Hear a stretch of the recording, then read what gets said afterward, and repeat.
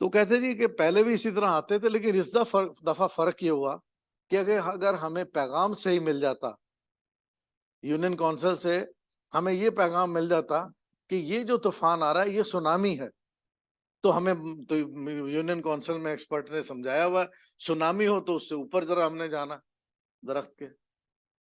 तो हमें कहा जी बस ये एक टाइड आ रही है, एक समुद्री तूफान आ रहा है, तो आपने बचना है, और फौरी तौर पे सायरन बज गए, हम चले गए। ठीक है, वहां पे भी यूनियन काउंसिल, जब मैं यूनियन काउंसिल के दफ्तर में गया, तो यूनियन काउंसिल का दफ्तर, मैंने 20 सीढ़ियां चढ़ के इस छत से थोड़ा सा ऊपर उनका पहला फ्लोर था, और उसके ऊपर पूरा स्टॉक था, पूरी एक जगह बनी हुई है कि गांव के जितने यूनियन काउंसिल के जितने लोग हैं अपने माल मवेशी और अनाज लेके वहां पहुंच सके निकालने के लिए, जब बड़ा कोई ऐसा तूफान आना हो। ये वो सारी चीजें होती हैं, क्यों होती हैं? क्योंकि वहां पे मैंने देखा है कि यूनियन काउंसिल वहां के जो जो सूबे, हमारे सूबे है ना, उनके जो रीजन है उसके गवर्नर से भी मजबूत है। अब यूनियन काउंसिल कैसे मजबूत है? सबसे पहले तो उसकी बिल्डिंग बड़ी मजबूत है, वो हमारी यूनियन काउंसिल की तरह कोई छप्पर नहीं है। ठीक है, यूनियन काउंसिल का दफ्तर है।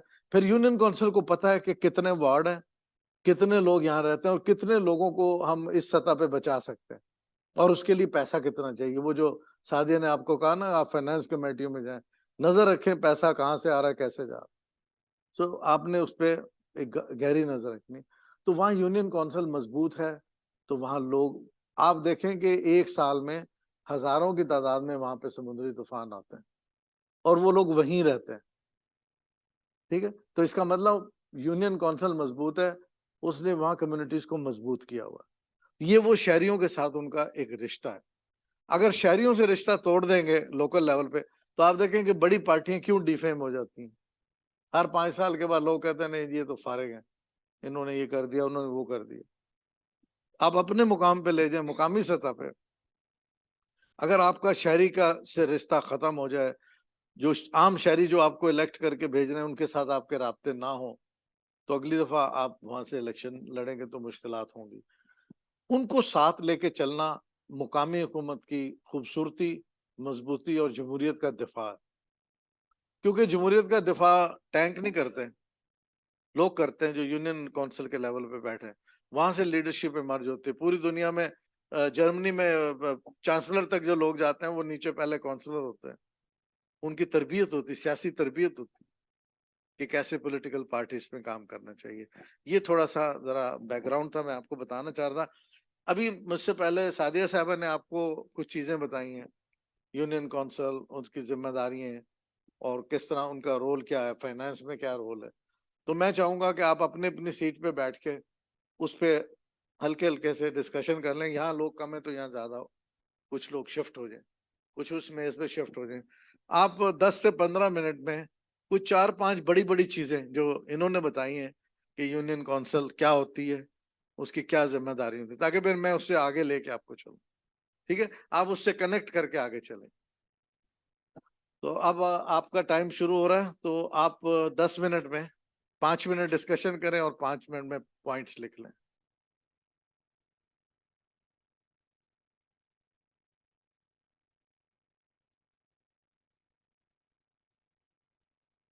चलें जी, शुरू करते हैं, बस जितना हो गया ठीक है, 2-3 पॉइंट तो हो गए ना। चलें जी, पहले हम इस असेंबली से पूछते हैं जी, स्पीकर कौन है आपके, बताएं। स्पीकर साहब आप बताएं जी, आप क्या यूनियन काउंसिल का फंक्शन समझते हैं? पहले तो जो एक लिंक होता है, एक ताल्लुक लोकल गवर्नमेंट, लोकल जो हमारी आवाम है और यूनियन में, जब इस मरतबे हमारे बीडी इलेक्शन हुए उसमें मैंने एक एक्सपीरियंस लिया था, वो मैं शेयर करना चाहूँगी कि मुझे इस तरह लगा जिस तरह ये ना एक फैमिली इलेक्शन है। मैंने जब बीडी इलेक्शंस की कंपेन की तो मुझे ये एक फैमिली इलेक्शन लगा, और इसका मतलब है कि इन लोगों का एक ताल्लुक होता है अपने अवाम और अपने लोगों के साथ। इनको जो मुआहदे भी करने चाहिए मेरे हिसाब से, बल्कि मेरी पूरी टीम के हिसाब से, वो मुआहदे इनको लोकल लोगों को कॉन्फिडेंस में लेके करने चाहिए। ठीक है, तो जो हम उस अवाम के लिए उसके शहर में जो काम कर रहे हैं, उस अवाम की नॉलेज में भी होना चाहिए कि हम उसके शहर में उसके लिए ये काम कर रहे हैं। और ये यूनियन का काम है, यूनियन कर सकती है, बड़े लेवल पे नहीं हो सकता ये। हेल्थ और एजुकेशन के मामलात में बेहतरी वो बहुत सारे तरीकों से होती है।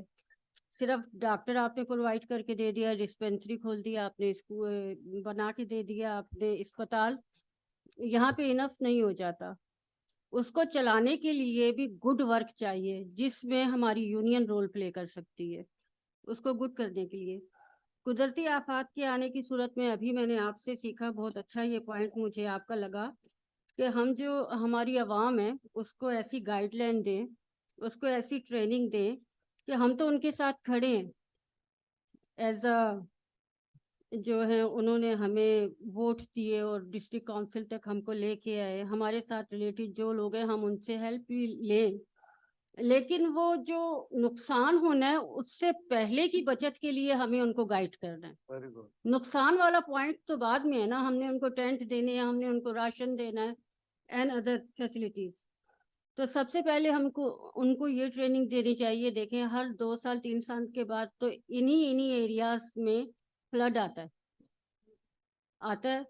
और उस सूरत में जो यूनियन रोल प्ले कर सकती है वो करे, वो खुद भी अपने लिए किरदार अदा करें, वो खुद भी अपनी बचत करें, वो खुद भी अपना बचाव करें, ठीक है।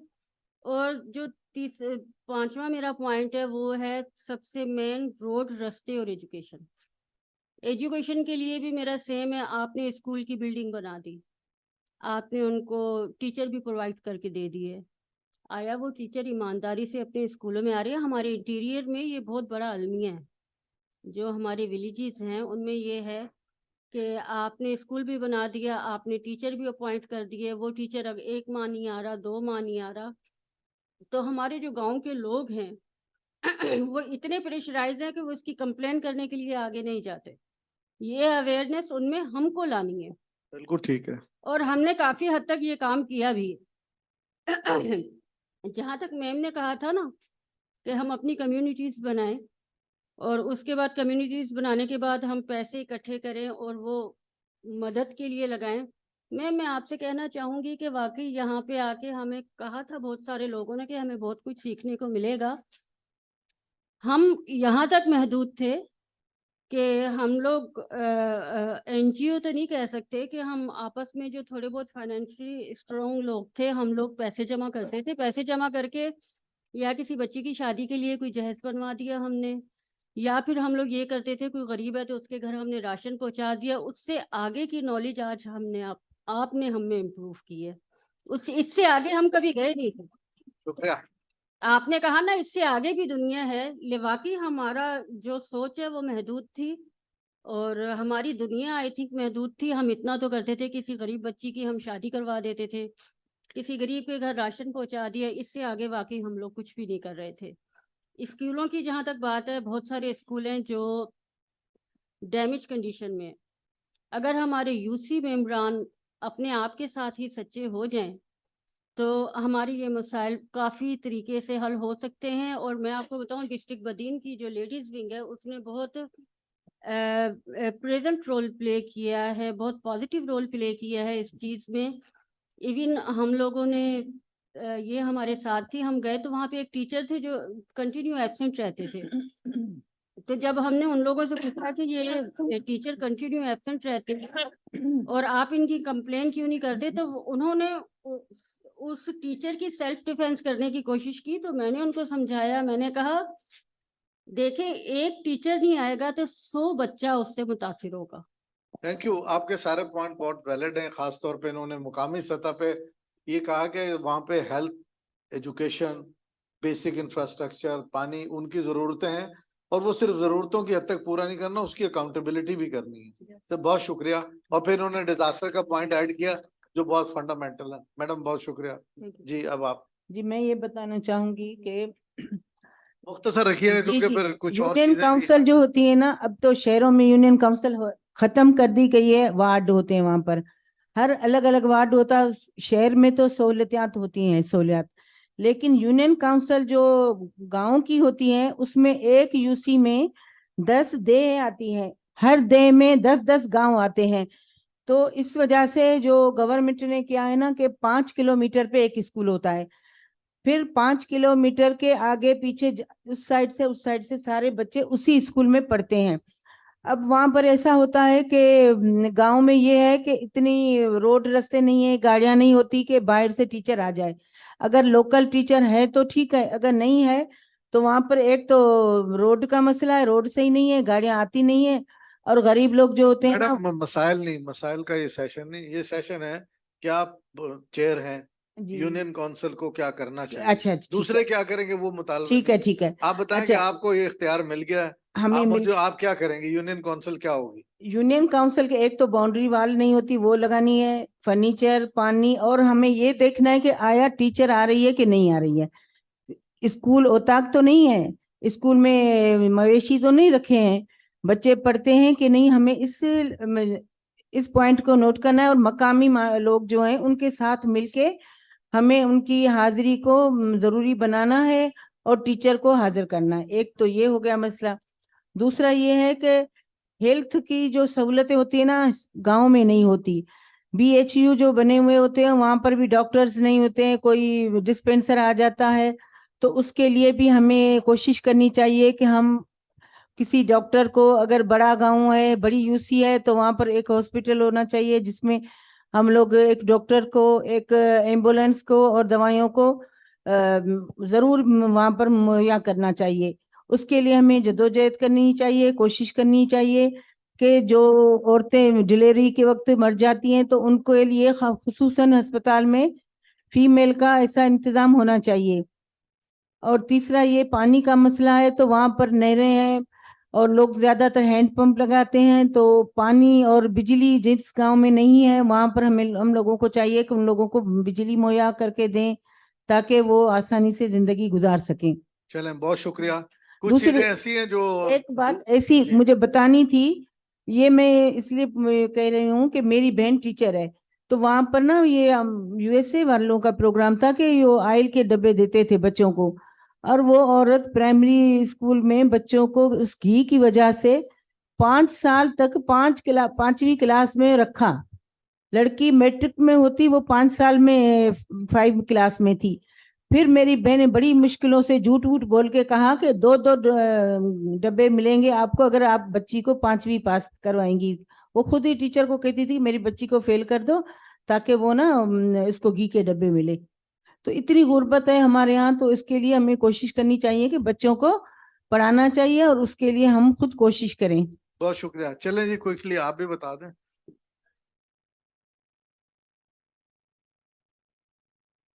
जी दिखाते हैं। सबसे पहले तो ये है कि हमने कमेटी बनाई हुई है, इसमें हम 4 से 5 खवातीन शामिल हैं और हम लोगों ने ये किया हुआ है कि जो जो हमारे काम है यूनियन काउंसिल के अंडर में आ, जैसे मैं डिस्ट्रिक्ट काउंसिल की मेंबर हूँ, तो उसमें सिर्फ ये नहीं कि हेल्थ है, जैसे स्कूल एजुकेशन है, बिजली, रोड, ये सारी चीजें आ जाती हैं, लेकिन इससे हटके भी कुछ चीजें हैं।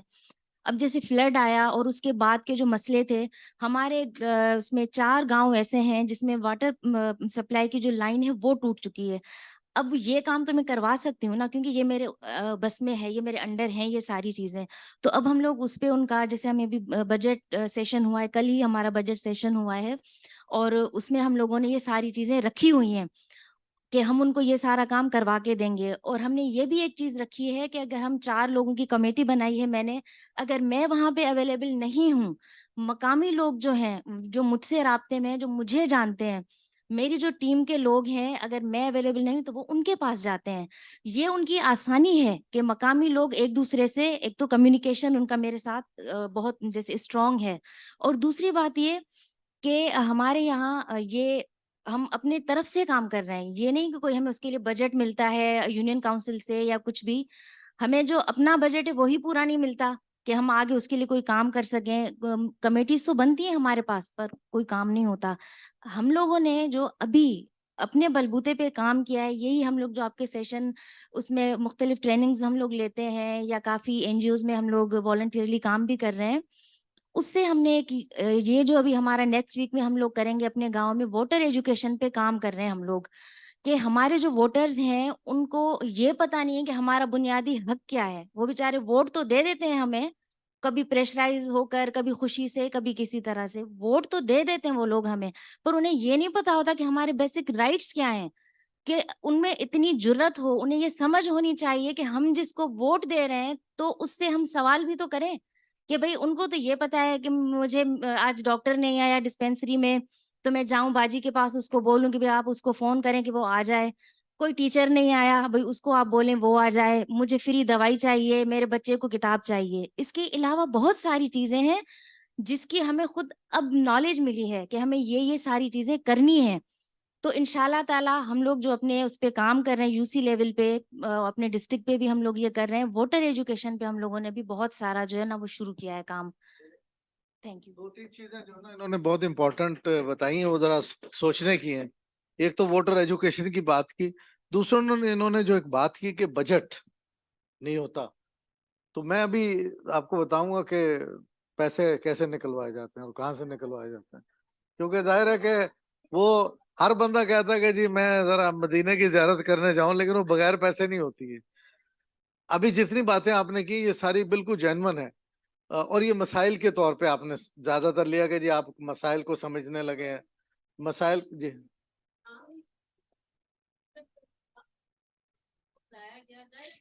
चलाने का मकसद यही था कि हमारे इनकम से होना चाहिए, तो बजट आया इसमें कुछ ऐसे में सर वो 6 करोड़ का बजट था, 56 करोड़ प्लस भी था। तो बजट पेश करने के लिए उनको 8 मिनट दे नहीं रहे। वो 56 करोड़ का जो उन्होंने बजट दिया और हमें ये समझा के भेजा गया था कि लोग बंद करें। ठीक है, नहीं ये तो हमारे प्रॉब्लम है, ये सारी चीजें हमें भी पता है। लेकिन आपको आप ये सोचेंगे आपको क्यों बुलाया हमने? इसीलिए बुलाया कि ये सारी चीजें होते हुए जहां थोड़ी सी जगह मिले, जहां थोड़ी सी स्पेस मिले, वहां आप अपनी बात करनी है। आप जहां नई जगह मिल रही, हम ये नहीं कहेंगे कि कोई शहरियों और आपके दरमियान को हमने चपकलिश खड़ी करनी। हमने ये कहना कि आपने जहां आपकी जगह मिले वहां अपनी अपनी बात कहनी है। लेकिन वो बात कहने के लिए अगर आपके पीछे शहरी होंगे, शहरियों के साथ आपका राब्ता होगा, तो आप कहेंगे मेरे हल्के के लोग कह रहे हैं जी, मैं तो नहीं ये बात कर रही हूँ, मुझे तो मेरे हल्के के लोगों का प्रेशर है, आप बताएं हम क्या करें। ये वो आपको, इसीलिए आज ये जो सेशन मैं ले रहा हूँ उसमें हम बात ये करना चाह रहे हैं कि शहरी के साथ कैसे जुड़ना है अपने काम को लेते हुए। तो जितनी चीजें आपने बताई थोड़ा सा वो ज्यादातर मसाइल के हवाले से, लेकिन मैं आपको यूनियन काउंसिल का जो असल में हम समझते हैं कि ऑर्गेनाइजेशनली क्या काम करना चाहिए यूनियन काउंसिल को।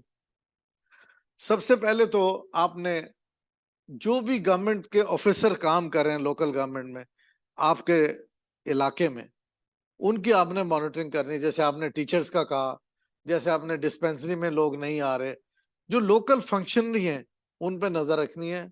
उनको बताना है कि जी ये शहरियों के मसाइल हैं, शहरी आपके पास आते हैं, आप उनके पास जाके उन्हें कहें जी ये मसाइल हल करने हैं। तो ये पहला फंक्शन जो कौंसल का है वो यही है कि अपने इलाके में जितने गवर्नमेंट के ऑफिसर्स हैं उनके साथ आपका ताल्लुक एक अच्छा भी हो, और एक थोड़ा सा एक आपने सुपरवाइज करना है उनको। सिर्फ अच्छा ना हो कि जी आप सिर्फ मिन्नतें ही करते रहें कि जी ये काम करते हैं। आप कहें जी ये मेरे साथ, आप 50 लोगों को साथ लेके चले जाएं कि जनाब ये आए हैं, आप इनको जवाब दें क्या करना चाहते हैं आप, पानी क्यों नहीं पहुंचा फलां गली में, सोलिंग क्यों नहीं लगी है, तो ये 100 लोग मेरे साथ बैठे हुए हैं, मुझे नहीं, आप इनको जवाब दें क्योंकि ये मेरे साथ है। तो ये जो रिश्ता आपका शहरियों से जोड़ना है वो आपकी ताकत है।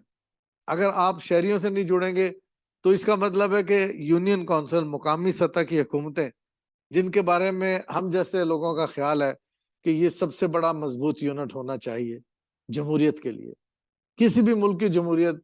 आप देखें हमारी जमहूरियत कमजोर क्यों है, उसकी वजह कि हमारा मुकामी हुकूमतों का निज़ाम जमहूरी अंदाज में कमजोर है, उसको मजबूत करने की जरूरत है। इसीलिए हमारा एसडीपीआई और हम लोग जो काम कर रहे होते हैं, हमारा ज्यादा फोकस होता है कि जो खवातीन, देखे ना जैसे आपको शुरू में बताया सादिया साहबा ने कि एक आइन और कानून आपको आम शहरियों के नुमाइंदे के तौर पर पेश करता है। जब कानून आपको एक ये हैसियत दे रहा है, पाकिस्तान का आइन आपको ये हैसियत दे रहा है, तो आपने उस हैसियत के मुताबिक काम करते हुए उन जिन लोगों के जरिए आपको वो पोजीशन मिली है उनकी नुमाइंदगी करनी है, और वो लोग आपकी बैक पे होंगे तो आप स्ट्रांग होंगे, यूनियन काउंसिल स्ट्रांग होगी। जब मैं यहाँ यूनियन काउंसिल का लफ्ज इस्तेमाल करता हूँ, इसका मतलब ये नहीं कि सिर्फ गांव की यूनिट, एक ये बुनियादी यूनिट के तौर पे मैं कह रहा हूँ। अगर आप डिस्ट्रिक्ट काउंसिल में, तो उसको समझ लें कि मैं जो बात कर रहा हूँ वो डिस्ट्रिक्ट काउंसिल में कह रहा हूँ। तो यूनियन काउंसिल का लफ्ज, इसको हम थोड़ा सा सब लेवल, सारे लेवल्स के लिए है। अच्छा, उसके बाद फिर ये एक फंक्शन है बर्थ, डेथ और मैरिज रजिस्ट्रेशन। ये बड़ा लीगल डॉक्यूमेंटेशन होती है। आपको पता है कि अगर बच्चे की पैदाइश, एक होता है बच्चे का नाम लिखवा देना, इस पे मैंने बहुत अरसा पहले एक रिसर्च की थी कि बच्चे का नाम फौरी पैदाइश के फौरी बाद क्यों आना चाहिए। उसकी वजह यह है कि अगर यूनियन काउंसिल के रजिस्टर में फौरी तौर पे बच्चे की पैदाइश के 10 दिन के अंदर अंदर, बल्कि उससे भी पहले अगर बच्चा रजिस्टर हो जाएगा, तो वो मुल्क के डेटाबेस का हिस्सा बन जाएगा। यानी जो पाकिस्तान में लोग गिने जाते हैं कि हम कितने लोग हैं, फर्ज किया पोलियो की टीम आनी है, पता होगा आपकी यूनियन काउंसिल में कितने बच्चे रजिस्टर हैं जिनके लिए गवर्नमेंट ने इतने वर्कर भेजने और इतनी पोलियो वैक्सीन चाहिए होगी। या और कोई भी बच्चे को, अगर बच्चा रजिस्टर नहीं होता तो आप उसके हक शहरियत बच्चे का महरूम करें उसको, वो किसी मुल्क का शहरी नहीं होता। जब वो आज पैदा हुआ, कल आपने उसको रजिस्ट्रेशन करा दी है बर्थ रजिस्ट्रेशन यूनियन काउंसिल में, तो आपने अपने बच्चे को इस मुल्क के शहरी होने का हक दे दिया। वरना इसका मतलब आपके घर में 2 महीने बच्चा, 4 महीने, साल भी लोग नहीं कराते रजिस्ट्रेशन, कि बस ठीक है बच्चा है, वो मुल्क का शहरी नहीं होता। तो आप ये जाती लोगों को कन्विंस करें कि जैसे ही बच्चे की पैदाइश होती है आके जमा कर, वहां पे उनको रजिस्टर कराएं। कोई खुदा ना खास्ता फौतगी हो जाती है, वो रजिस्टर कराएं, वो भी उससे माइनस हो जाता है कि ये शख्स अब दुनिया में नहीं रहा। ये बहुत बड़ा फंक्शन है। फिर इस तरह शादी का, आपको पता है कि पहले जब हमारे मुल्क में आइली कवानीन नहीं थे, खानदानी कवानीन नहीं थे, उस वक्त वो रजिस्टर नहीं होती थी शादी। और जो पुरानी शादियों के मैटर हैं, वो कोर्ट में जब जाते थे तो बड़ी मुश्किलात होती थी, कुछ साबित नहीं होता था कि ये निकाह कब हुआ, शादी कब हुई। अगर ये रजिस्ट्रेशन का फंक्शन स्ट्रांग होगा तो इसके 2 फायदे हैं। एक तो आप शादी के लीगल स्टेटस को आप शामिल कर रहे हैं, उसमें ममवात और शरह पैदाइश उसको शामिल कर रहे हैं। तीसरा, इससे फीस मिलती है, पैसे मिलते हैं यूनियन काउंसिल, उसकी जो भी फीस है 50 रुपए, 100 रुपए, जो भी है, यानी आपकी यूनियन काउंसिल में इनकम आ रही है। ये किरदार है। फिर इम्प्लीमेंट मॉनिटर, जो मुकामी सतह पे विलेज गांव है, चाहे 10 दे हैं आपके पास, उनकी जब आपने देखते हैं कि उनको किस तरह आपकी कोई डेवलपमेंट स्कीम है, आपने उस पर नजर रखनी है, डेवलपमेंट स्कीम बनानी है, बजट में उसको डालना है, ये एक रोल और फंक्शन होगा। इसी तरह इंफ्रास्ट्रक्चर है, फुटपाथ है, ट्रैक है, कहीं अगर वहां पे जगह है तो कोशिश करें ग्रीन एरियाज बनाए अपने इलाके में। कोशिश करें कि अपने देहात में या अपने जो भी आपके यूनियन काउंसिल है वहां पे ग्रीन एरियाज हों, ताकि आपके माहौल में बेहतरी आए। जो सादिया साहब ने क्लाइमेट चेंज की बात की थी, ताकि उसके और दरख्त लगाएं ज्यादा से ज्यादा। 3 नंबर का ये है कि जो डेवलपमेंट के काम होते हैं, आपने सोलंग नाली पक्की करनी है, कोई उस पे ईंटें लगानी है, कोई रास्ता बन रहा है, कच्चा रास्ता है, उसको देखना है, या वहां पे आपने कोई स्कूल बनाना है, हॉस्पिटल, डिस्पेंसरी बनानी है, या कोई भी इंफ्रास्ट्रक्चर का काम करना है, उसको आपने देखना है। उसके जो जितनी भी स्कीम है उसको ना सिर्फ इम्प्लीमेंट करना है, बल्कि उसकी निगरानी करिए। अगर ठेकेदार काम कर रहा है, देखिए ठेकेदार का काम है जो काम करेगा उसमें से पैसे बचाना है। आपका काम यह है कि उस पर नजर रखें कि जो पैसा उसको मिल रहा है वो मेरे लोगों के लिए ठीक लगा रहा है या नहीं लगा रहा, उसका इस्तेमाल सही हो रहा है या नहीं हो रहा। ये आप उसको मॉनिटर करेंगे तो आप अपनी स्कीम को कम पैसों में ज्यादा अच्छे तरीके से बनवा सकते हैं। जी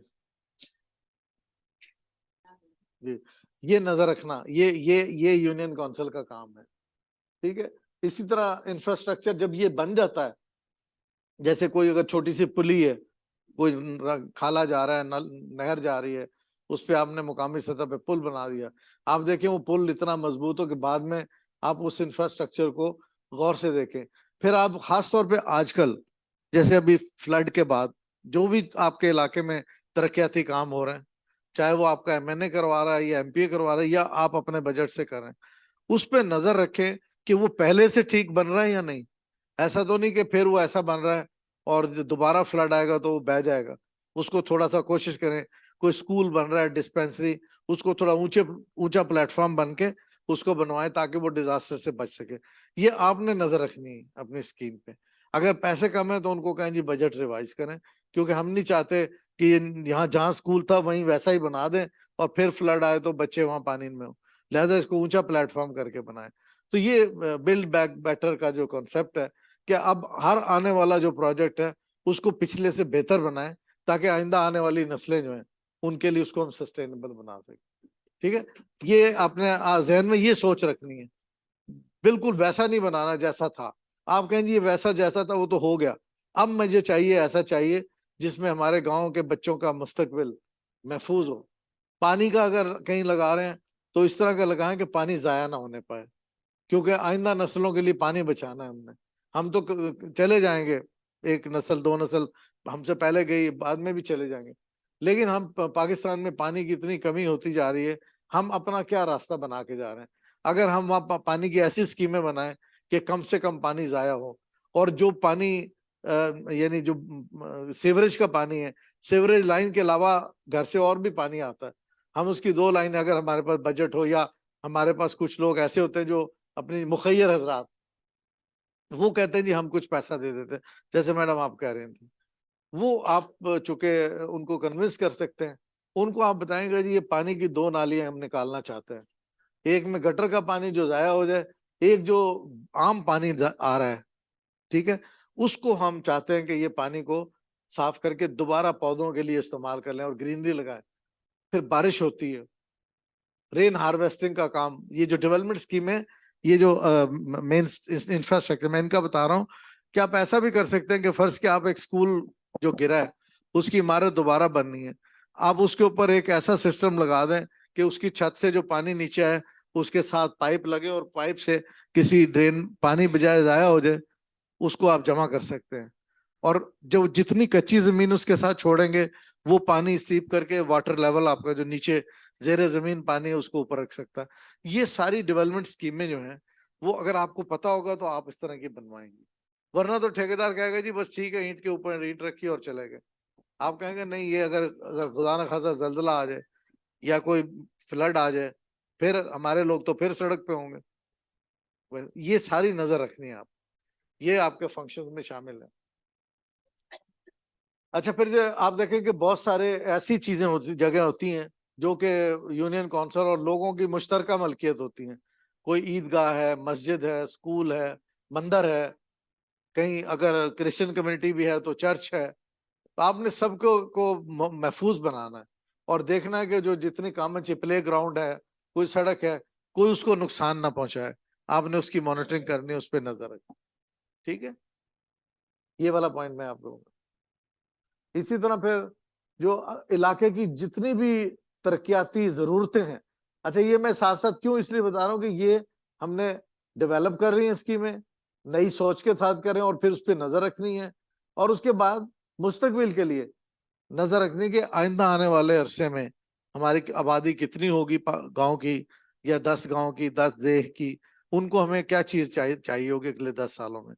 तो इस तरह की आप अपने जहन में, क्योंकि आप उस इलाके का हिस्सा है, आप उस पर नजर रखेंगे तो आप बजट में अपनी स्कीमें दे सकेंगे। अगर आपको पता ही नहीं होगा तो आप बजट में अपनी स्कीम नहीं देंगे तो आप बाहर बैठे रहेंगे, और जो वही 6 मिनट में 8 मिनट में बजट पास कराने वाले हैं वो कहेंगे ठीक है। उनसे उलझना नहीं है, वो मैं आपको बताऊंगा कम्युनिकेशन आगे किस तरह उनके संगेज कैसे करना है।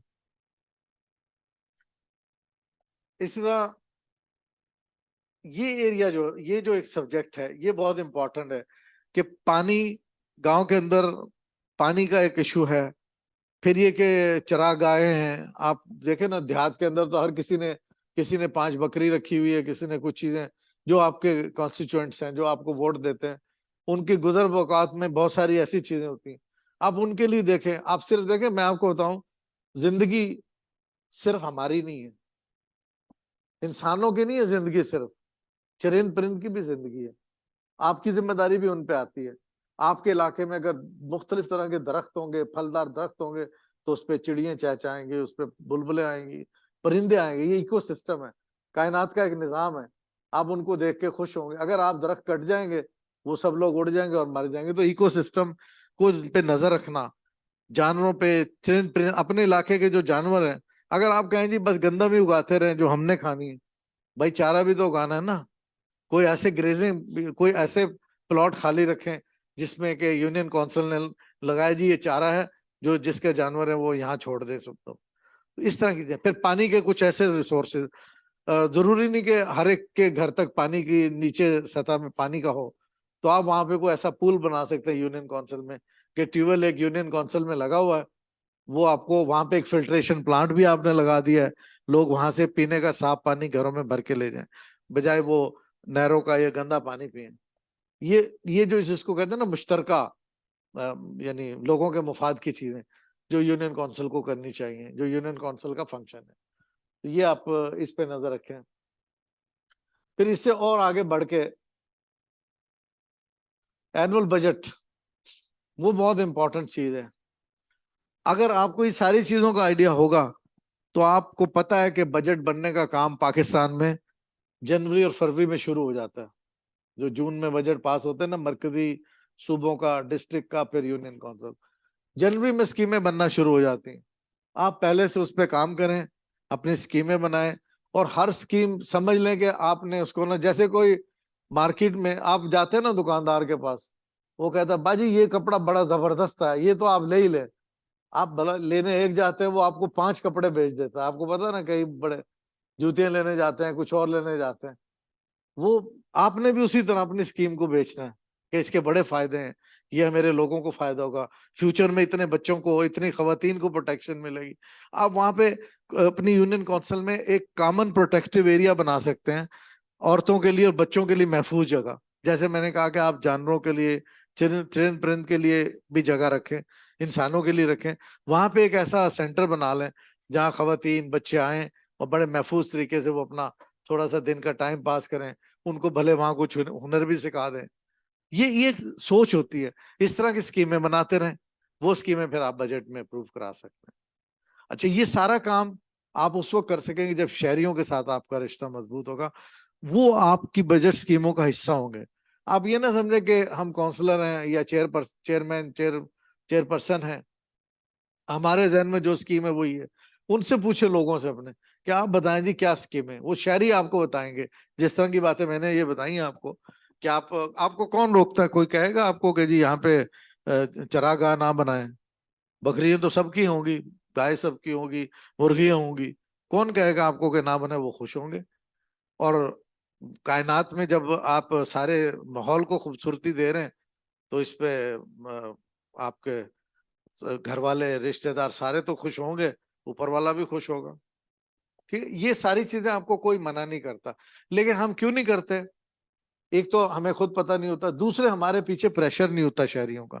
आप शहरियों को ये हक दें कि जैसे उन्होंने आपको वोट देके एक हक दिया है कि आईनी कानूनी तौर पे आप यूनियन काउंसिल में बैठते हैं, आप शहरी को ये हक दें कि वो आपसे पूछ सके जी आपने क्या किया 1 साल में, आप जरा बताइए।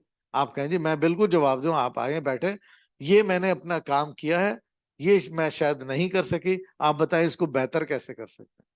ये सिटीजन इन्वॉल्वमेंट, एंगेजमेंट जो लफ्ज हम इस्तेमाल करते हैं। ठीक है, फिर आप देखेंगे अब यहां तक नहीं है कि आपने सिर्फ नाली गली की बात करनी है कि जी बस नाली बन गई, गली बन गई, यही आपका फंक्शन है।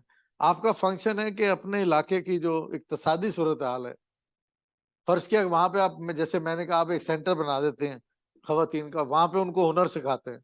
जैसे सिंध के कुछ इलाके में खज्जी जो है, खजूर, जो खज्जी कहते हैं ना, हम भी सराइकी में खज्जी कहते हैं उसको, खजूर है। मैं सराइकी में थोड़ा सा, हमारा और जरा मिलती जुलती है, लेकिन थोड़ा सा फर्क है। अगर मैं पूरी सराइकी बोलूंगा तो शायद, हाँ, मैं थोड़ा समझ लेता हूँ, लेकिन बोलने में मुझे सराइकी मैं बोल सकता हूँ, सिंधी नहीं। चलो मैं थोड़ा सा सराइकी में, आपको आइडिया हो जाएगा कि सिंधी टच है उसमें। ये जरी गाल करंदा पे हम जरी इकोनॉमी आली कि तुसा लोगों को रोजगार देवणे, ये सोच रहे हैं कि तुसा अपने इलाके दी खुशहाली वास्ते क्या काम कर सकते वे, कुछ स्कीमां बना सकते वे, उन्हें को ट्रेनिंग दो, खवातून जरी हन जाली बैठियन उन्हें को सिखाओ, हुनर सिखाओ, मशीन दा काम सिखाओ, ये काम सिखाओ, कढ़ाई दा काम है, उन्हें को मार्केट दे नाल अटैच। जी आप कुछ पूछना चाह रहे हैं? जी हाँ, मैं ये थोड़ा सा आपको बताना चाह रहा हूँ कि सिर्फ ये काम नहीं कि आपको बजट मिलेगा तो आपने सिर्फ काम करने हैं। यूनियन काउंसिल ने बहुत सारी ऐसी चीजें भी करनी है जो बजट बनाने के लिए भी काम देगा। मसलन अगर आप ये इक्तिसादी जो तरक्की है या जो लोगों के लिए जॉब के मौके फराहम करने हैं, लोग अपना कारोबार कर सकें, हुनर सीख के अपने रोजगार कमा सकें।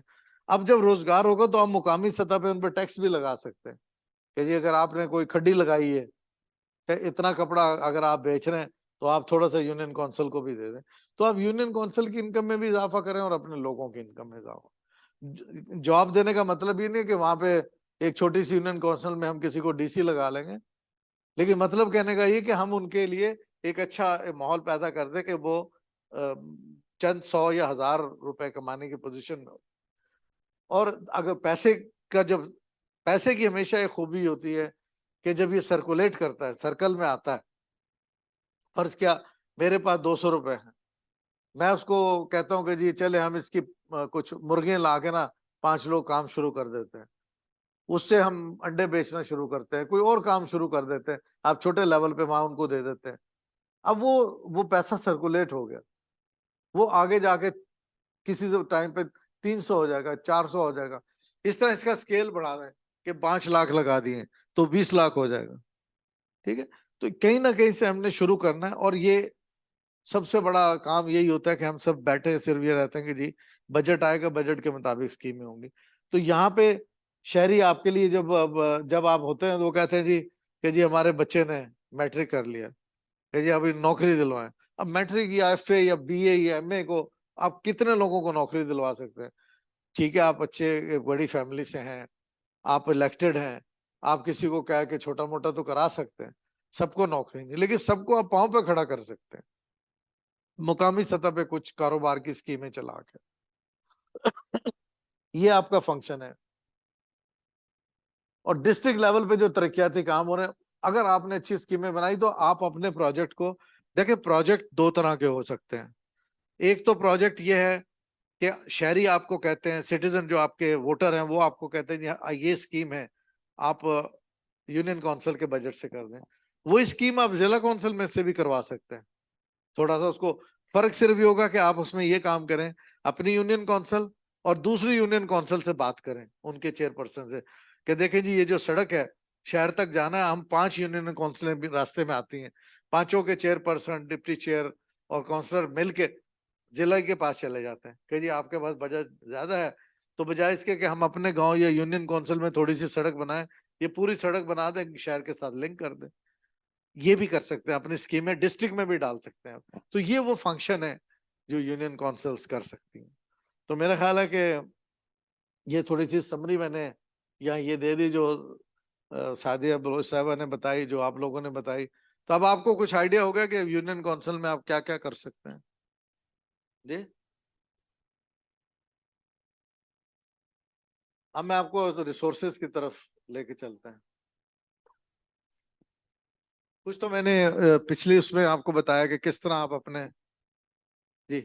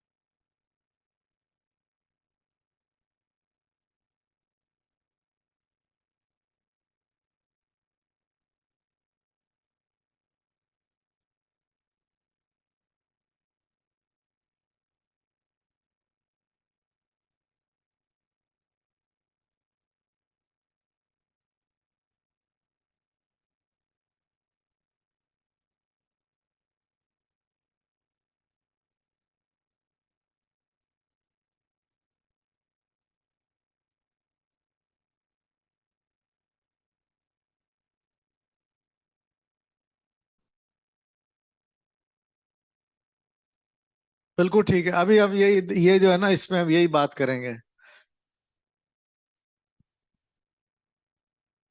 मेरा ख्याल है कि ये जो बात कर रही है ये बहुत बहुत बुनियादी बात है, और इसको हमें जो है ना ऐसे नहीं छोड़ना चाहिए, इस पे बात करनी चाहिए। सभी लोग हैं, पाकिस्तान होगा। हाँ, आप भी को बात करना चाहते अभी भी इसके साथ ही कर लें आप।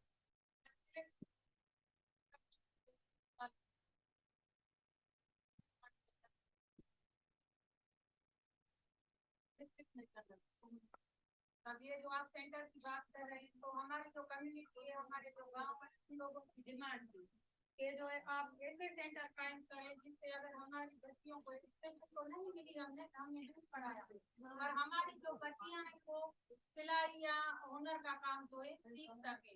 फिर हम दोनों की मतलब जो है वो यूथ प्रोग्राम जो है उनमें अपने 3 जो है ना सेंटर रजिस्टर करवाएंगे। अभी जो है हमारा चौथा फेज चल रहा है, तो वो उसमें 100 लड़कियां आती हैं, वो सीखती भी हैं, जॉब भी करती हैं, घर में भी कमाती है, उसको 2500 जो है वो का भी मतलब हर माह का गवर्नमेंट का जो है हम सर्टिफिकेट भी देते हैं। तो मैडम ने हमारी बाकी जो ये इन्होंने बात की, मैं उस पर बात करता हूँ कि ये बहुत जी जी होता है तो बजट पहले पढ़ना चाहिए। ठीक है, हमने भी पहले भी ट्रेनिंग की, मेरा यूपी का है कि पहले बजट कॉपी दी जाती, पहले दिन कि भाई आप इसको पढ़ो, दूसरे दिन वो बजट पेश पास करवाते हैं। बजट की कॉपी प्लीज एक से बात नहीं है, बिल्कुल इस पे भी बात करते हैं। जी जी, इस पे भी बात करते हैं। 2 दिन का होना चाहिए। देखिए, मैं आपको एक बात बताऊं, क्योंकि एक ये सिस्टम जो है ना हमारे मुल्क में, जो इस वक्त निजाम काम कर रहा है, वो कमजोर इसी वजह से है कि किसी भी सतह की हुकूमत शहरियों से जुड़ी हुई नहीं है। ठीक है, अब आप ये देखें, एक यूनियन काउंसिल में जब चेयरमैन को बन जाता है या कोई खातून चेयरपर्सन बन जाती है, वो बहुत कुछ अच्छा करना भी चाहे तो बाज़-औक़ात वो नहीं कर सकते, क्योंकि हमारा निजाम उसकी इजाजत नहीं देता। जैसे मैडम ने जो बात की है कि जी वो उन्होंने कोई नहीं रखा हुआ कि जी ये लोग इतनी दूर से आएंगे, इनको ट्रांसपोर्ट भी देनी है, गाड़ी देनी है, इन्होंने आना है, इनका खाने पीने का क्या होगा, अगर लंबा इजलास हो गया तो ये खवातीन है अपने घर कैसे हिफाजत से जाएंगी। ये सारी चीजें बहुत ज्यादा मसाइल, और इससे भी ज्यादा मसाइल और हर जगह है। ये यहाँ भी है, पंजाब में भी है, बाकी जगह भी है। लेकिन होना ये चाहिए, जो मैं समझता हूँ कि 2 तरह के जब हम कहते हैं ना कि मरकज से सूबों तक इख्तियारात आ गए हैं, लेकिन सूबों से नीचे इख्तियारात नहीं गए। मतलब यूनियन काउंसिल का जो चेयरमैन कोई मर्द है या औरत है, उसके पास वो इख्तियारात नहीं है कि वो आपको, आप जो बात करें कि आपको वो पैसे दे सके या आपको खुराक या गाड़ी दे सके। मैं वही कह रहा हूँ ना। लेकिन अगर सूबाई इख्तियारात सूबे से जिले और उससे नीचे आ जाए, और इख्तियारात खाली इख्तियारात नहीं होते, उसके साथ पैसा और फंड जो होता है, बजट, वो भी नीचे तक आए, उसके बाद वहां पे बजट होगा। तो मैं यही अगले इस पे यही बात करने जा रहा हूँ कि वसाइल कहाँ से, फाइनेंसेस जो होते हैं यूनियन काउंसिल के, वो कहाँ से जनरेट होते हैं। एक तो जाहिर है कि ये जो मतलब सिंध गवर्नमेंट देती है मुख्तलिफ यूनियन काउंसिल लेवल पर बजट के लिए पैसे, वो बहुत महदूद होते हैं, और वो ज्यादातर स्कीमों के साथ लगे होते हैं, या मुलाजमिन की तनख्वाह होती है या वो स्कीमों के लिए पैसे रखते हैं। बाकी जो इसके अलावा काम है, फलाह बहबूद के काम है, सोशल कल्चरल काम है, देखें ना, सिर्फ यही तो काम नहीं है। जैसे मैंने बताया कि यूनियन काउंसिल के तो बहुत सारे काम है, मसलन चरागाह बनाए, इस तरह की कोई स्कीम नहीं होती किसी यूनियन काउंसिल में। मैंने और बहुत सारी चीजें बताई। ये मैंने आपको अपना जो बैन अल-अक़वामी मेरा तजर्बा है कि इंटरनेशनली यूनियन काउंसिलें क्या करती हैं, तो जब वो पूरी दुनिया में हो रहे हैं तो यहाँ भी वो हो सकता है।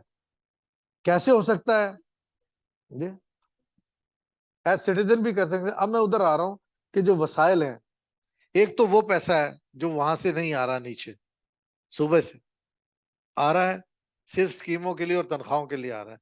बाकी कामों के लिए नहीं आ रहा, जो जो आप बाकी और काम करना चाहते हैं, उसके लिए थोड़ा सा हमें जद्दोजहद करनी है, वो शहरियों के साथ मिलकर कर सकते हैं। मेरा फोकस आप ये देखें, मैं बार बार इस पॉइंट पे आ रहा हूँ कि शहरी आपको कहाँ सपोर्ट कर सकते हैं, उनके साथ मिलके आप अपने आप को कितना मजबूत कर सकते हैं, उनके साथ मिलके आप जमहूरियत को कितना मजबूत कर सकते हैं।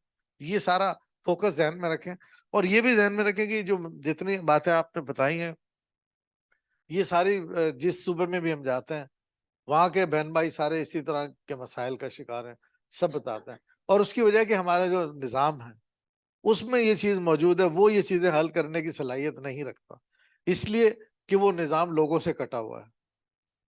लोगों से क्यों कटा हुआ है कि देखें ना, मरकज में हुकूमत है, सूबे में हुकूमत है, नीचे जहाँ पे काम होना चाहिए तरक्याती काम, वो होती मुकामी हुकूमत। मैंने आपको कहा कि फ्लड किसको हिट करता है, वो यहाँ करता है। तो इसका मतलब तरक्याती काम यहाँ होने की जरूरत है, मरकज में भी होते हैं, सूबों में भी होते हैं, मुकामी सतह पे। लेकिन मुकामी सतह पे पैसा उस तरह नीचे नहीं आ रहा होता। तो उसके लिए फिर क्या करना, एक तो आपने अपनी स्कीमें बनानी, अपने बजट में रहते हुए उसको पूरा करना, फिर आपने डिस्ट्रिक्ट वालों के साथ बातचीत करनी, फिर आप एक सतह पे अगर और बड़ा प्रोजेक्ट करना चाहें तो 3 डिस्ट्रिक्ट्स की गवर्नमेंटें मिलके सूबे के ऊपर दबाव डाल सकती हैं, वही लोगों को ले जाके पीपल्स असेंबलीज कराएं। अभी इंडस कंसोर्शियम वालों के साथ मिलके इसी तरह हमने पीपल असेंबलीज करवाई, जहाँ बहुत सारे आप जैसे आप यहाँ बैठी हुई हैं, बहुत सारी हमारी बहनें भाई जमा हुए, उन्होंने अपनी डिमांड बनाई पूरी। ये जो मैं बातें कर रहा हूँ, उन्होंने कहा कि इस तरह के काम होने चाहिए। तो ये जो डिमांड है फिर कहीं ना कहीं आगे जा रही होती है। तो एक थोड़ा सा हमें ये देखना है कि जब सिस्टम नहीं हरकत कर रहा तो हमें खुद थोड़ा सा क्या करना चाहिए। मसलन अब ये मैं बात कर रहा हूँ ना, ये माइक है, ये पूरा एक सिस्टम है। अब यहाँ पे अगर सेल कमजोर हो जाएगा, मैं जितना मर्जी इसको ऐसे करूं वो नहीं होगा, क्योंकि इसमें सेल डालना जरूरी है। सेल डालने के लिए मैं अपना जो टेक्निकल बंदा है उससे रिक्वेस्ट करूंगा कि भाई यहाँ मेरी, मैं बेबस हो गया हूँ, अब मेरी आगे यहाँ से कोई वो नहीं है, अब आप मेरी मदद करें। इसी तरह रिसोर्सेज के लिए ये भी रिसोर्स है ना सेल। आप अपने यूनियन काउंसिल से, कई यूनियन काउंसिल मिलती हैं, फिर एक डिस्ट्रिक्ट से दूसरा डिस्ट्रिक्ट, सूबे में, और फिर सूबे मिलके अपना मुतालबा सेंटर तक लेके जाते हैं। तो एक तो ये प्रोसेस है। दूसरा, जो सोर्सेज ऑफ रेवेन्यू, ये बढ़ाने की जरूरत है मुकामी सतह पे। जैसे मैंने कहा कि अब आप खुद थोड़ा सा अंदाजा लगा लें, आपकी यूनियन काउंसिल में कितने ऐसे केसेस होंगे बच्चों की पैदाइश के, अमवात के या शादी के, जो टाइम पे रजिस्टर नहीं होती।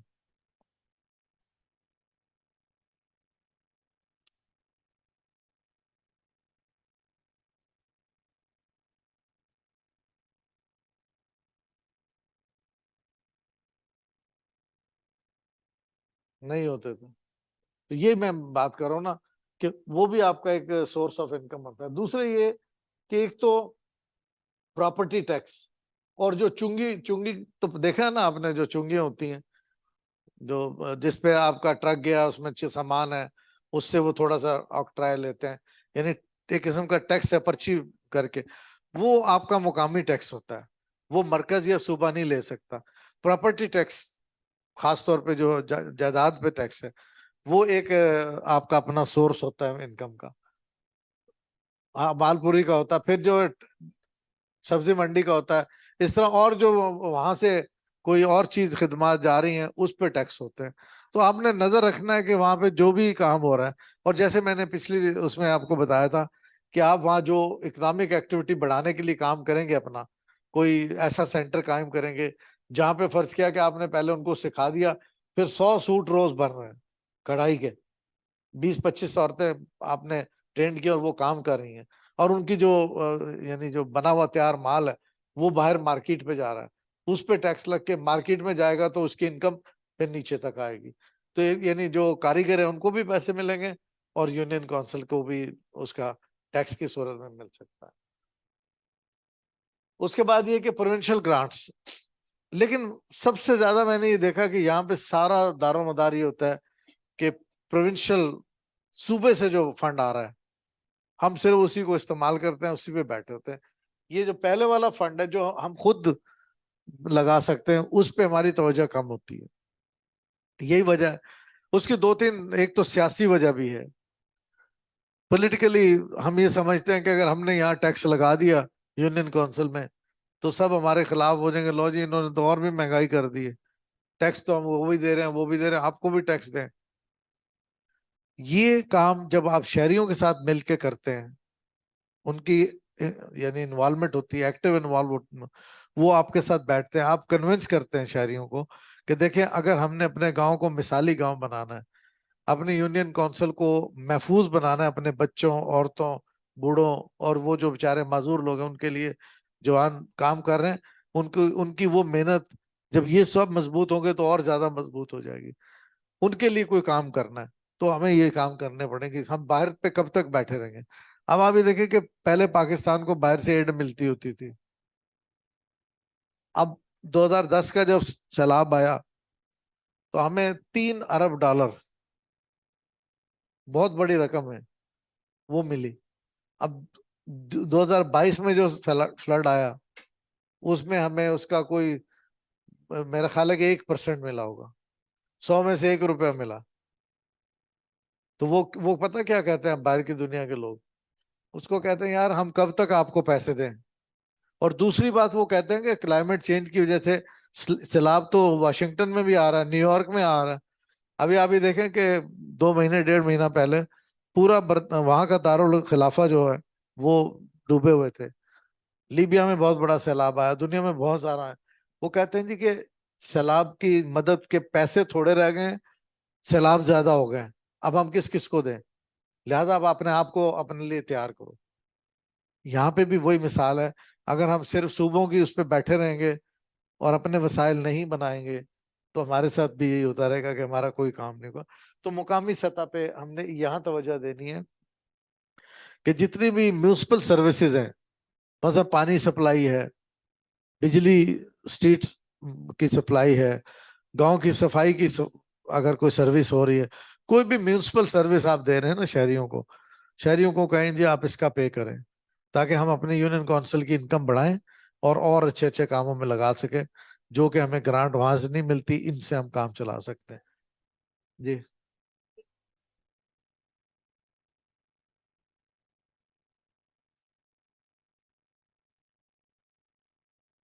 देखिए, बात मैं आपको बताता हूँ, देखिए मैं आपको, ये सारी बातें हमें भी पता है और ये मुकामी सतह पे नहीं हर सतह पे हो रही होती है, इस पे ताली बजाने की जरूरत नहीं, ये बड़े शर्म की बात है, ठीक है, ये हकीकत है।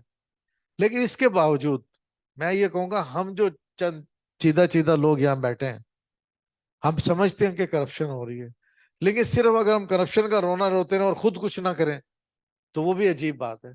हम बिल्कुल करप्शन हो रही है, मैं ये नहीं कह रहा हूँ, करप्शन हो रही है, लेकिन क्या हम में से तो कोई करप्ट नहीं है ना। अगर हम 20-25 लोग अपना किरदार अदा करना शुरू कर दें जाके, किसी से लड़े बगैर, उन्हें कहें जी कि ये कर लेते हैं, आप सिटीजन के ग्रुप बना लेते हैं, लॉबी पे मैं अभी आता हूँ, तो वो उनके साथ मिलके आप कहें जी कि हम अपने यूनियन काउंसिल के लिए आपस में मिलके एक फंड जनरेट करते हैं, या जितनी हम म्यूनिसिपल सर्विसेज हैं उस पे हम फर्ज किया, मैं आपको बताऊं कि ये जो रजिस्ट्रेशन फीस है बच्चों की, कितनी आपके यहाँ, ₹50 कितनी है? हाँ, तो ये हम कहें जी कि आपस में तय कर लेते हैं कि चलो इसको 1000-1500 कर लेते हैं, ठीक है। हो सकता है किसी के लिए ये पे करना बहुत मुश्किल हो, उसके लिए आप ऐसा कोई फंड कायम कर लें मुखैर हजरात से मिलके कि 100 में से अगर 20 लोग ना दे सके तो उनका उधर से दे दें, 80 लोग तो दे सकेंगे या 60% दे सकेंगे, वो दूसरी तरफ से उसका ले। अब मैं आपको एक और मिसाल देता हूँ, जो सोसाइटीज होती हैं, हाउसिंग सोसाइटी है, वो कैसे चलती हैं, वो तो म्यूनिसिपल कमेटी भी नहीं है, उनको तो कहीं से ग्रांट नहीं आती। वो क्या करते हैं, वो भी जितनी म्यूनिसिपल सर्विसेज देते हैं उसका वो हर महीने 4 से 5-6 हज़ार लेते हैं कि जी आपकी गली साफ हो रही है, आपको पानी वाटर सप्लाई मिल रहा है, आपके गार्डनिंग हुई हुई है, ग्रीन लगा हुआ एरिया, चौकीदार हैं, सिक्योरिटी छोटी मोटी है, उसके 3 से 4 हज़ार महीना लेते हैं वो। तो आप तो यूनियन काउंसिल हैं, आप 4 हज़ार नहीं मांग रहे, आप कह देते हैं जी फी घराना अपने इस्तात के मुताबिक 100 से 500 दे दें, जो इन सर्विसेज के लिए रेगुलर हो, टैक्स ना कहें आप उन्हें, आप कह दे जी क्योंकि हमने सफाई करानी है ना अपने गांव में, तो बजाय आप अपना सफाई वाला बंदा रखें, हम 20-40 घर जो इस गांव के हैं उनके लिए एक सफाई वाला रख देते हैं, आप उसके लिए चौकीदार रख देते हैं। आप देखें ना, चौकीदार सिस्टम होता है ना, लोग घर आपस में पैसे जमा करके चौकीदार देते हैं। यही काम यूनियन काउंसिल कर ले। यूनियन काउंसिल कहे कि हम चौकीदार वो रखेंगे जिसकी पुलिस से क्लियर कराएंगे कि ये कोई चोर उचक्का तो नहीं है, और बाकायदा उसका रिकॉर्ड हमारे पास होगा दफ्तर में, उसका हम कार्ड बना के देंगे यूनियन काउंसिल से, ताकि वो कहीं घूमे फिरे, उसे हमें पता हो ये कौन शख्स है। तो ये छोटे छोटे म्यूनिसिपल सर्विसेज अगर हम उसके पैसे लगाएंगे, उनको कहेंगे कि ये छोटा सा टैक्स है, टैक्स ना भी कहें, आप कहेंगे आपका कंट्रीब्यूशन है, तो आपके पास रिसोर्सेज होंगे। रिसोर्सेज होंगे तो आप ये बहुत सारे काम करेंगे। इस तरह ना सिर्फ आप अपने यूनियन काउंसिल को, बल्कि आहिस्ता आहिस्ता ऊपर तक जमहूरियत को मजबूत कर रहे होंगे, सिटीजन्स को मजबूत कर रहे होंगे, शहरी की आवाज को मजबूत कर रहे होंगे। बाकी मैडम जो ये बात है ना, इस तरह का जुमले हम यहाँ पे बीसीओ कर सकते हैं, क्योंकि जाहिर है पूरा करप्शन का निजाम है। लेकिन हम जब यहाँ बैठे हैं ना, तो आप जहन में रखें, हम सब 25-30 लोग जो हैं वो इस चीज से पाक हैं, अल्लाह के फजल से। हमारा ये दावा है, अल्लाह हमें उस पर कायम भी रखे। तो हम 25 लोग जाके अगर कोई छोटा सा भी इम्पैक्ट क्रिएट नहीं कर सकते, तो फिर हमें घर बैठ जाना चाहिए। लेकिन हमें अल्लाह ने भी मौका दिया, लोगों ने भी मौका दिया, आपको इलेक्ट करके भेजा। कितने लोग होंगे आपके, अगर फर्ज किया आपके यूनियन काउंसिल में 5 से 10 हजार लोग हैं, आप तो 10 लोग हैं ना, इसका मतलब 5,000 में से आप 10 लोग चुने हुए लोग हैं। तो उन 10 में से अगर फर्ज किया मेल साइड में ज्यादातर शिकायत होती हैं करप्शन की ना, मोस्टली फीमेल साइड पे, अभी ये स्टडीज भी हैं, वो हम ऐसे जज्बाती बात नहीं कर रहे हैं, तो वो नहीं होती। तो क्या हम ये इम्पैक्ट नहीं डाल सकते जाके, जब हम बात करेंगे, भले वो हमारे रिश्तेदार ही हो मेल, हम खुल के थोड़ी सी बात कर सकते हैं कि भाई इतना जरूर कर लो, लेकिन थोड़े से तो आगे काम करने दो। इतनी जगह निकल आती है, ये मैं आपको बता देता हूँ।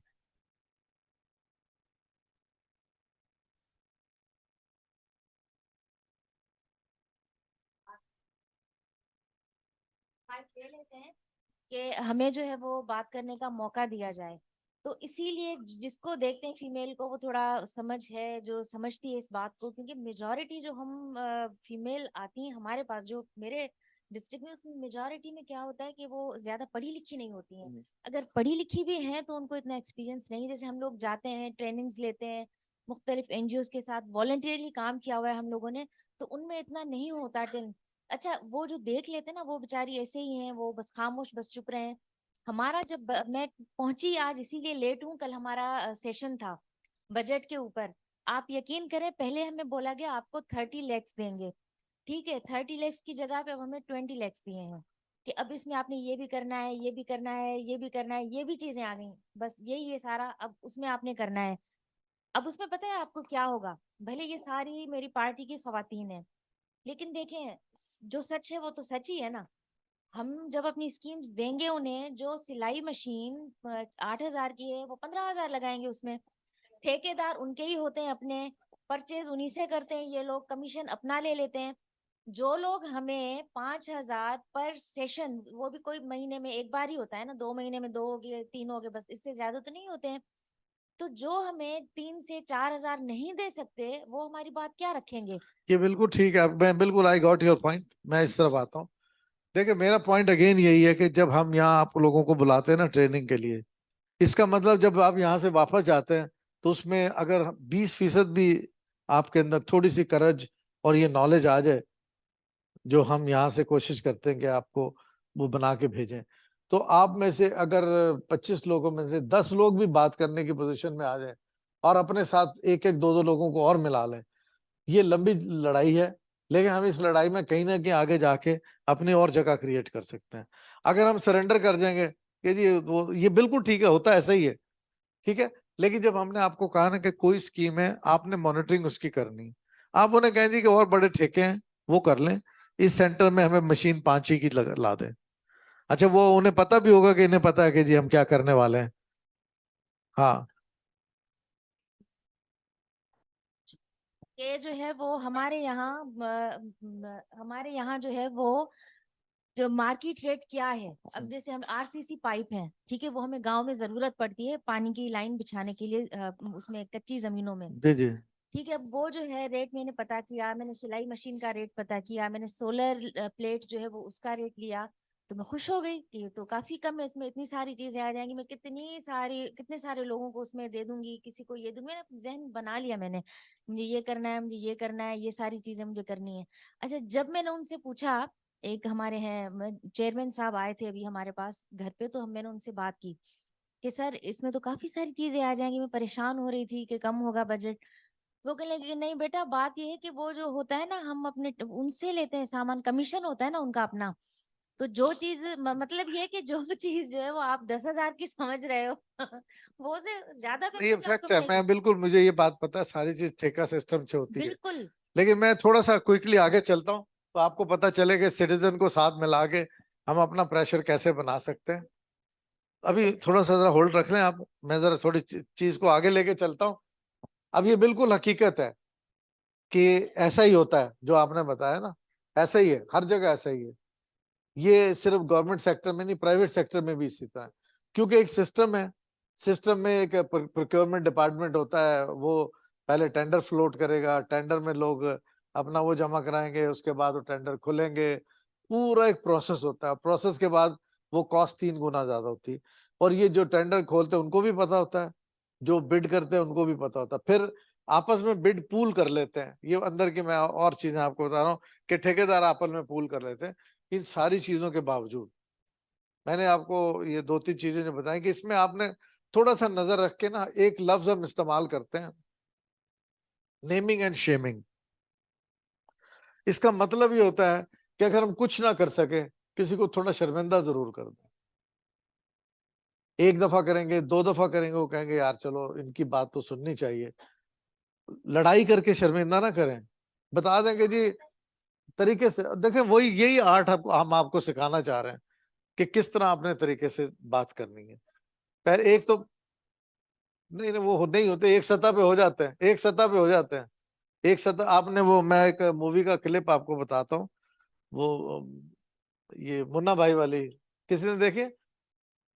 मुन्ना, लगे रहो मुन्ना भाई, जिसमें उसको वो गांधी जी नजर आते हैं। उसमें आपने देखा वो जो पेंशन नहीं मिल रही होती एक बंदे की, वो सीन आपको याद है? वो अपने निकालना शुरू करता है, तो कहता है यार अब क्या करोगे, चलो मैं देता हूँ, अभी साइन करता हूँ। तो एक टाइम आता है, हर यानी जो ढीठ से ढीठ शख्स भी है ना, उसकी एक लिमिट है ढीठपन की। अगर आप थोड़ा सा नेमिंग एंड शेमिंग सीख जाएं और थोड़ा सा तरीके से वो काम करना है, अगर आपने पहली दफा लड़ाई कर ली ना, तो वो आपके ऊपर लकीर लगा देंगे, यार ये तो हर वक्त यही करते हैं। लेकिन यू हैव टू एंगेज, आपने अपने आप को भी उनके साथ एंगेज करना है।